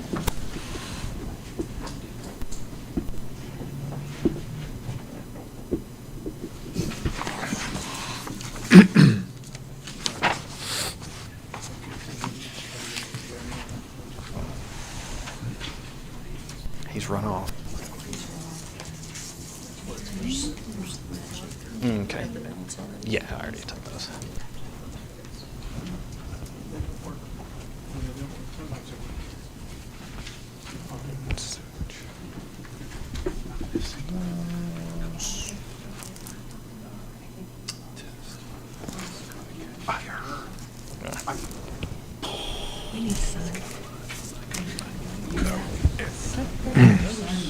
What about the others? We haven't gotten, no, just wait. Oh, okay. Sounds good. Actually, I can let them. Oop. I'll make him come back. He gets the last bit of it. Here. He's holding up the show. You guys go ahead. Sign up. Dime holding up $1. Son. That's- I mean, yeah, I can think of worse things, you know. Yeah. Really, I mean, I don't want to-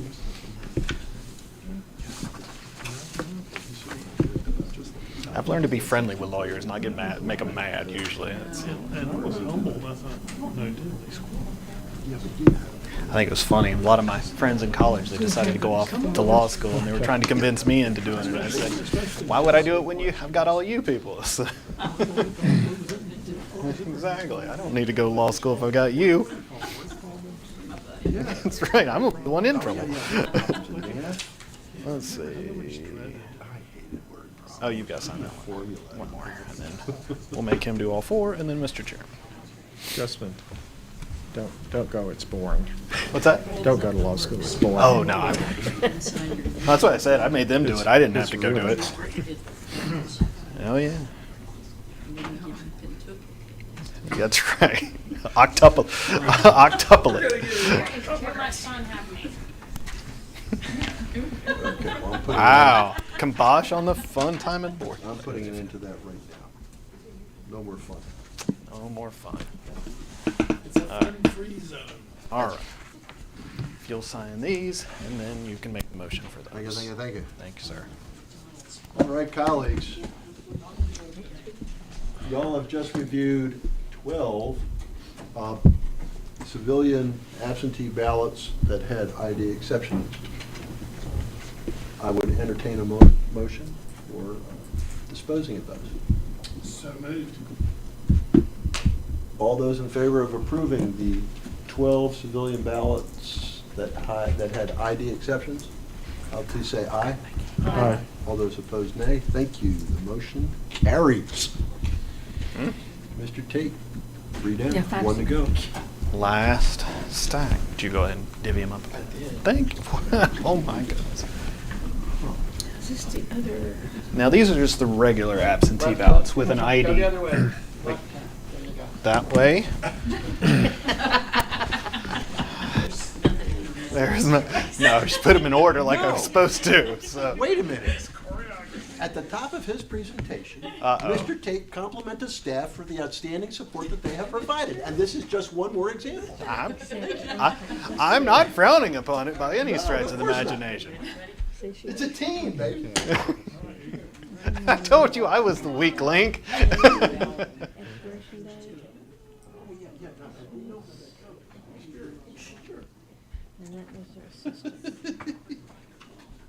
And if I might point out, my assistant this evening retired from the Board of Elections, and I was still able to pull her back into absentee. So how about that? That's great recruitment. Okay. This doesn't fit these names. When's the expiration date on those? Did Joyce mislead you? Let's. Joyce. Are you halfway down? Wait. Yes, we are. Oh, we are? Okay, we'll be that way. See if I Is can. the address the same?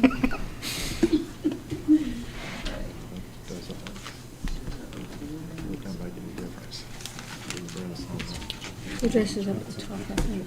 Here. You like that? You like that? Wait.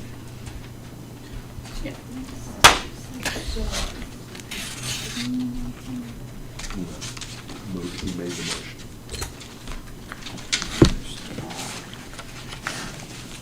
Talk about it Thursday. Yeah. Brave intent. It'll go smoother next time. No, I just have to get in my routine.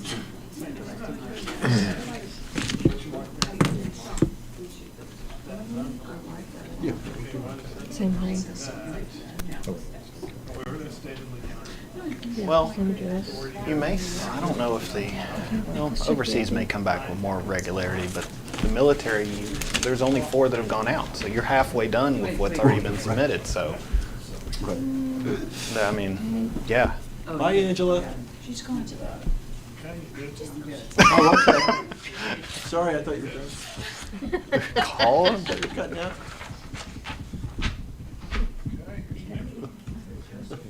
Yes. I can misspeak so easily. The exception's almost always, at least for the covered facilities, is unable to make a copy of their ID usually. So as an alternative, they write the last 4 digits social security number on it. Though that said, I mean, the exception form allows for a lot. I mean, even religious objections, things like that. There are, reasons that you don't want to be photographed. So, witness. Actually, that's when you bring that up. There are rules for that scenario. So it's far and few between, but A little older. and as part of the duplication team, you see, I mean, Yeah, different address. sorry for it to be boring, but a lot of times it's going to be this. It's still getting paid for all the time, though, but it's just not going to be exciting. Uh-oh. All right. Mary, CID non-match, but it looks like. All right, well, yeah, they're same ballast. numbers are switched. Yeah, these are so small. Will you make a notation on that? Let's, the CIV next to the name, So, so this is, because We this don't is, care about that, right? no, as long as that's Just an confirming. exception. No, and this is actually covering the resolution that you guys passed. So if it's a single household swapped, we accept it. We know they're from the same location.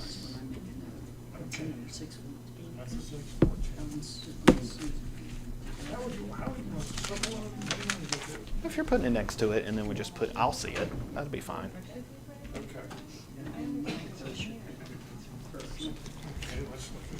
Let's hope it is. If it's not, we're, We're gonna continue in the order that Right. we received, absolutely. okay? Because they'll still be in this, those, and that's what the resolution We're gonna is. defer to We must be getting some interesting ones over there that are swapped. So to inform the director and the chairman, we have our first instance of a swap. The new rules and regulations through the deficiency memo that went out helped us in addition to the resolution that was already passed. So the board members are making a notation of the CIV numbers that have to be entered in seams as a note. Okay. But that's how it's tracked. If we have that. had them both. We have them both. and the whole point was to make sure we were actually looking. But you guys are you were already ahead of the curve. The problem has already been rectified, and you saw how it barely even slowed us down. Outstanding, thank you. No. Okay.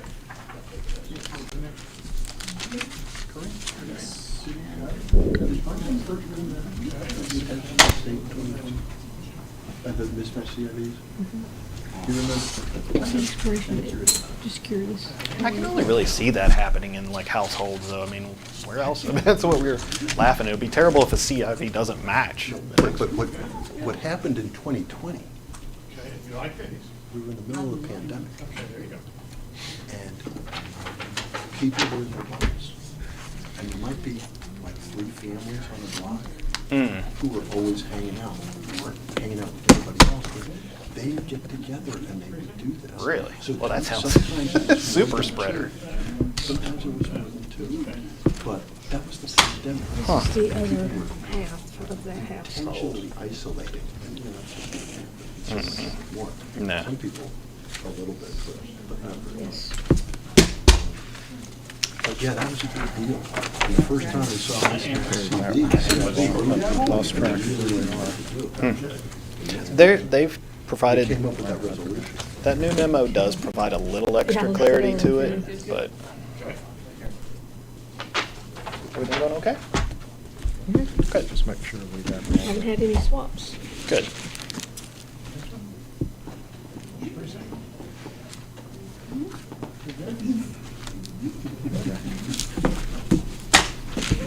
Should be.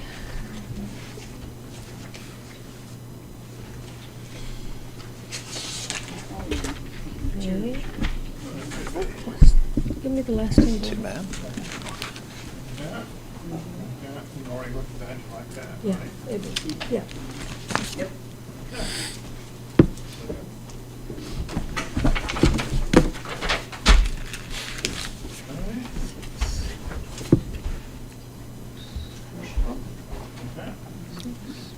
So grab their pile, and then they're about to be backwards.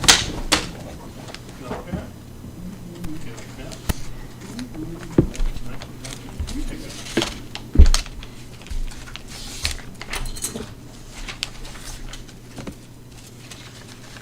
Oh, that was our first one.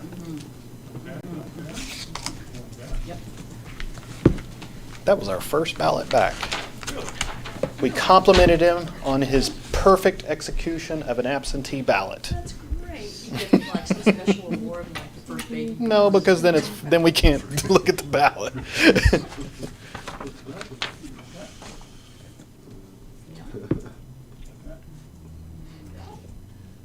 Actually used a passport photo.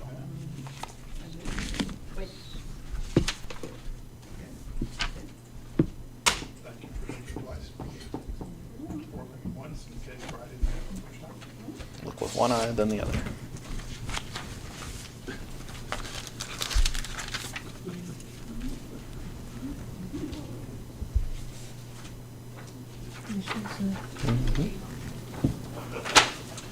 All right. Now to sign Oh, I see the deal. and quadruple it. Check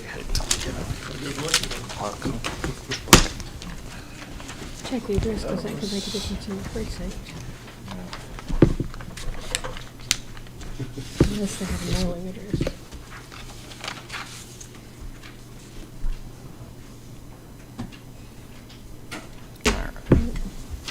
This looks like a swap. I don't remember to keep that one on top, so We I'm going have to to check put the other notation one and before see. we Yeah. set this one over here. Just we've got a swap over here. Yeah. Oh, okay. Now what we've done for that is all you have to do is make a notation on the sheet next to the voter's name Okay. with the CIV number. Okay, wait a minute. This is let's see, 11 over here. Mm-hmm. Put 'em on both of them. Oh, thank That's you. 11. Yeah. And they've got one as well. Here's these. Okay. They have them too. Mm-hmm. There you go. Oh, the system works. It does. That was really smooth. Next to the name. And That was this you one's guys. Kathy's, so let's finish it before we open the door. And check the Same person. same precinct. Okay. Yeah, second duplicate and see how fast that went. You don't need any notation on here. No, just the initials and everything else. Let's make sure we signed all of the. Yeah. Is that all of the ballots? We got one more to go. Oh, one more? The, Okay. the other half. Oh, okay. This is Edward and his is Terry.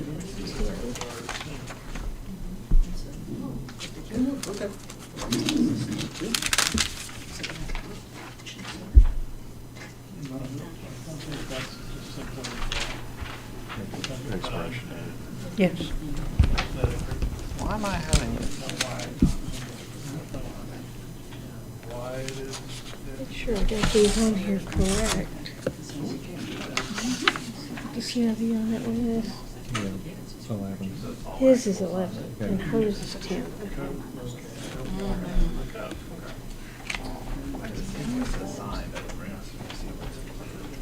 Yeah, because it depends on which half of that you look at. All right. Just swap those numbers.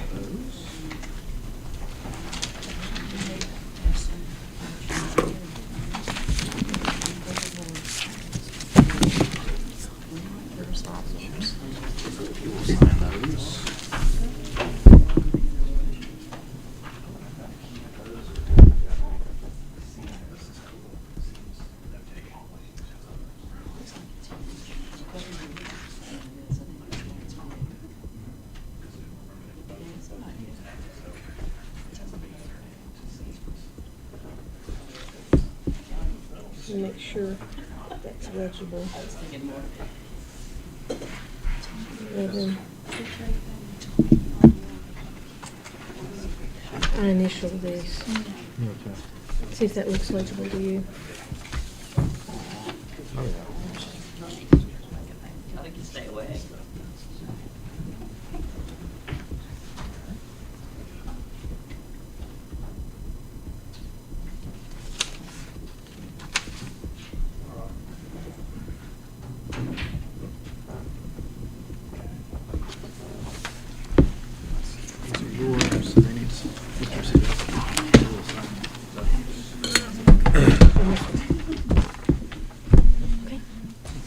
I did sign that. Who's already signed those two?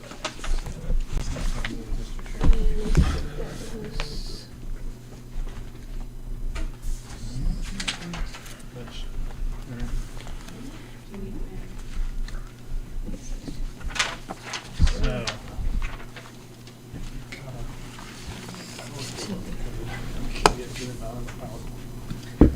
Oh. The tricky thing in this room is finding an outlet. There's a bunch of them underneath now. So, yeah, this thing has zip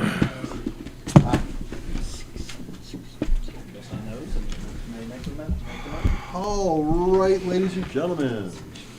entertain. Yes. You entertain a motion? I would entertain a motion regarding the 16 civilian ballots that were recommended for approval by staff. I'll make a motion. Thank you. Motion to approve the 16 ballots that were recommended by staff. All in favor of the motion, please say aye. Aye. All those opposed, nay. Thank you. The motion carries 5-0. Mr. Tate, thank you very much. One last 39 ballots. One Wonderful. last item, we need you to sign the poly bags. Always. And that's the last step. Mr. Chairman, Ms. Breen. I'd like to see if the director can get us an update on the number of,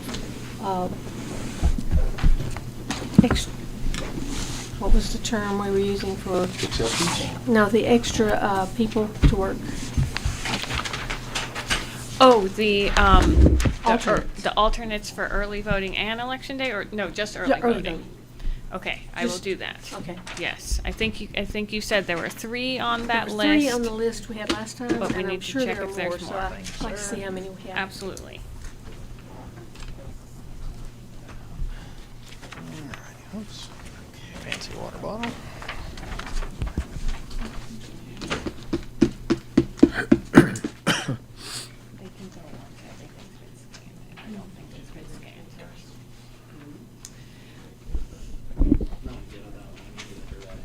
So while we are waiting for the ballots to be scanned and for the poly bags and reports and all of that to come out, one thing that I wanted to remind the board of is that if there are any ballots that we're ever unsure of, so, you know, you look at all of the ballots, we present ones that are approved that we see that there's no problems with. Like I said, we take care of ones where we send cures or replacement ballots too.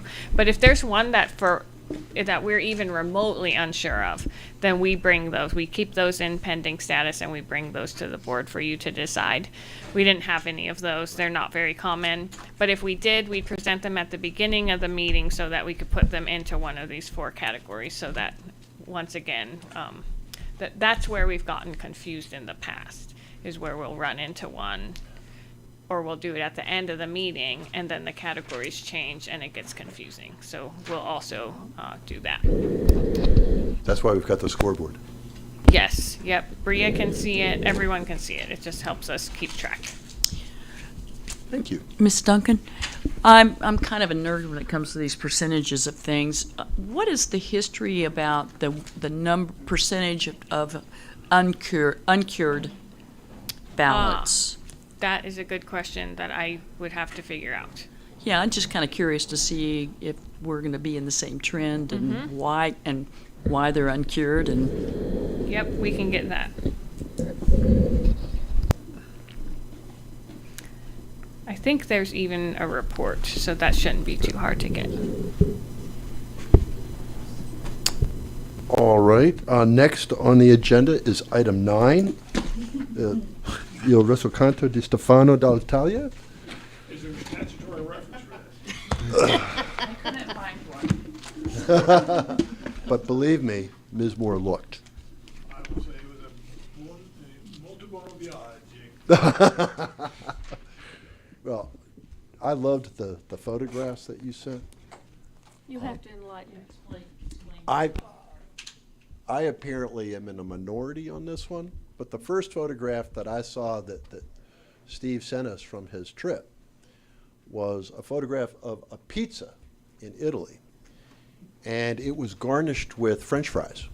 No, the first one was mashed potatoes. Yeah, that's true. Oh, but see, I saw the French fry one before I saw the mashed potato one. I may have been used in different order based on. Oh, let's see, keeps us on our toes. Yeah, that's what I was thinking about, who really would be most shocked? Now, the mashed potato pizza reminded me of a pizza that they have up at 828 Pizza on Merriman, the Robbins Pizza. It's got potatoes, caramelized onions, gorgonzola, one other ingredient I can't remember. So they don't mash potatoes there at 828, but that looked pretty good. No, Fran selected that. I mean, I thought that was amazing. It was mashed potatoes, rosemary, Rosemary. mozzarella cheese, And onions. and onion. I remember. And it was good. And then the other one I sent you was just flat French fries on them. That one. Which they seem to think is great. I'm with them. Yeah, I don't know about that. Now, that other pizza that you sent that was just mounded with the works, that looked incredible. It was, and it changed my life. And that was a deep dish pizza. Yeah. That they, like a Chicago style. Yeah. That was in Milan. So that was, so they were like, they were very proud of that too. It was just in some neighborhood. So you did the pizza tour of Italy. I did, man, we ate everything in sight. I kid, anything that was not actually, under lock and key. Did you do anything besides eat? I don't remember. I don't remember. I mean, that was always the highlight. So that's interesting things. The pizza was just part of it. Anyway. Sounds like you had a good time. We had a marvelous time. Well, we're glad that you came home. Well, it was time to come home. Yeah, good. Good. That's because there was a board meeting. Yes. Yeah, that's exactly right. Did you go to Spain too? I did. Whereabouts? In Madrid, because we couldn't go straight home. And that was what I'm saying. So Madrid was amazing. I'd never been. So that was good too. And that was a delightful city. Just, you gotta see that. Dinner starts at about 9:30 or 10. Yeah. And it goes till 2. Wow. I mean, and we were out looking on this Plaza del Sol, and there's all these people at 9:30, 10, 11, 12, 1, 2, 3, never slept. I was like, when do these people sleep? Yeah. What time do they go to work in the morning? That's what I'm wondering. Noon? They go to work about, it depends on what they do. Yeah, But of some course. people do keep a regular schedule. Generally, they go to work at 8 or 9. And then lunch is like somewhere between 12 and 2. And Italy's kind of the same way. I think there's about an hour for lunch. And then they go home, and, I mean, there's a space there where they go back to work and they're working about an 8-hour day, about the same as us. But that last part of the day is kind of pushed off so that they're, but I don't know how they. Mr. Chairman, I've got the last bit here if you would All like me righty. to do this. Let's finish that up. All right. Go ahead and get you guys to sign for us. Each one, these are just shows the 0 reports and then the tally behind, and we know that the numbers match, so that's perfect. So if you'll just sign next to your name on either sheet.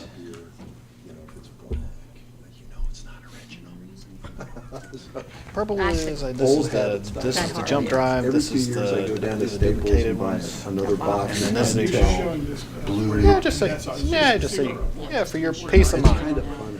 Just your peace of mind is all. And so that's the drive. This is the drive.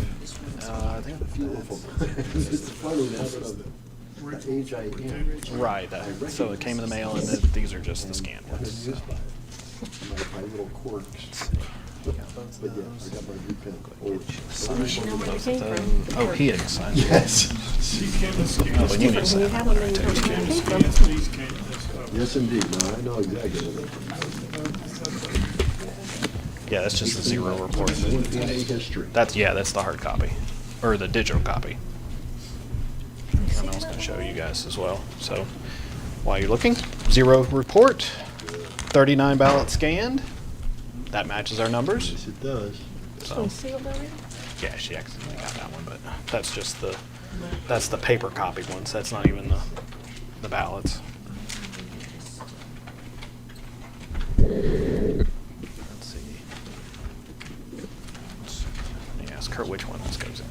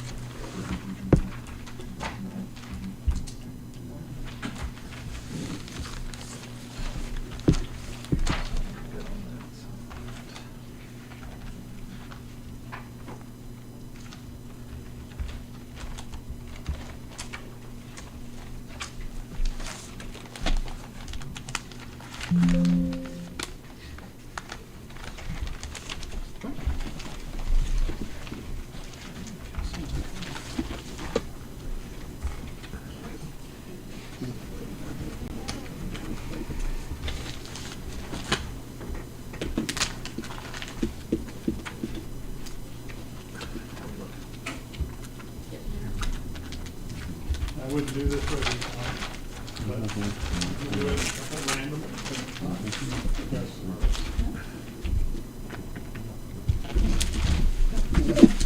Do it every time. I'll do it every time. You want to go? These are the scanned ballots. Yeah. You want to go ahead and do that?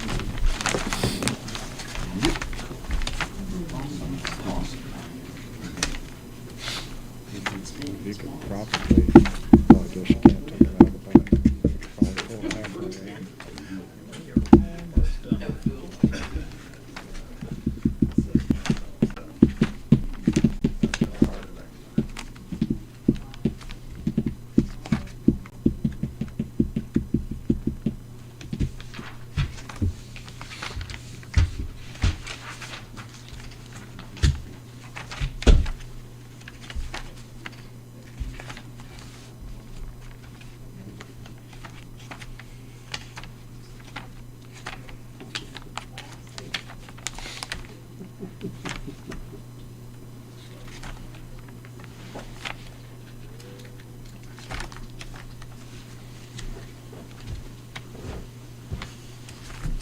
Did you get 39?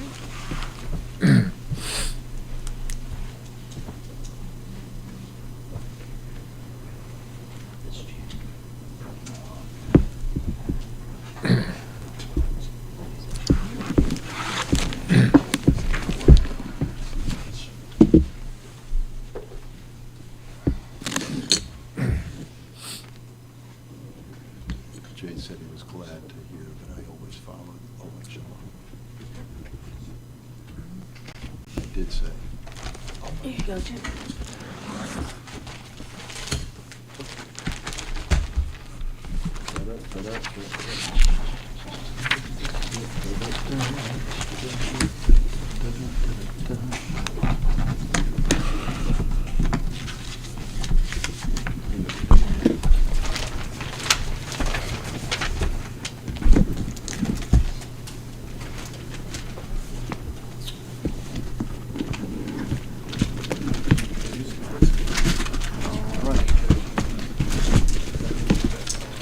And Mr. Chairman, that concludes my portion of the Thank you, evening. sir. Thank you. Thank you all. Hey. Thank you, everyone.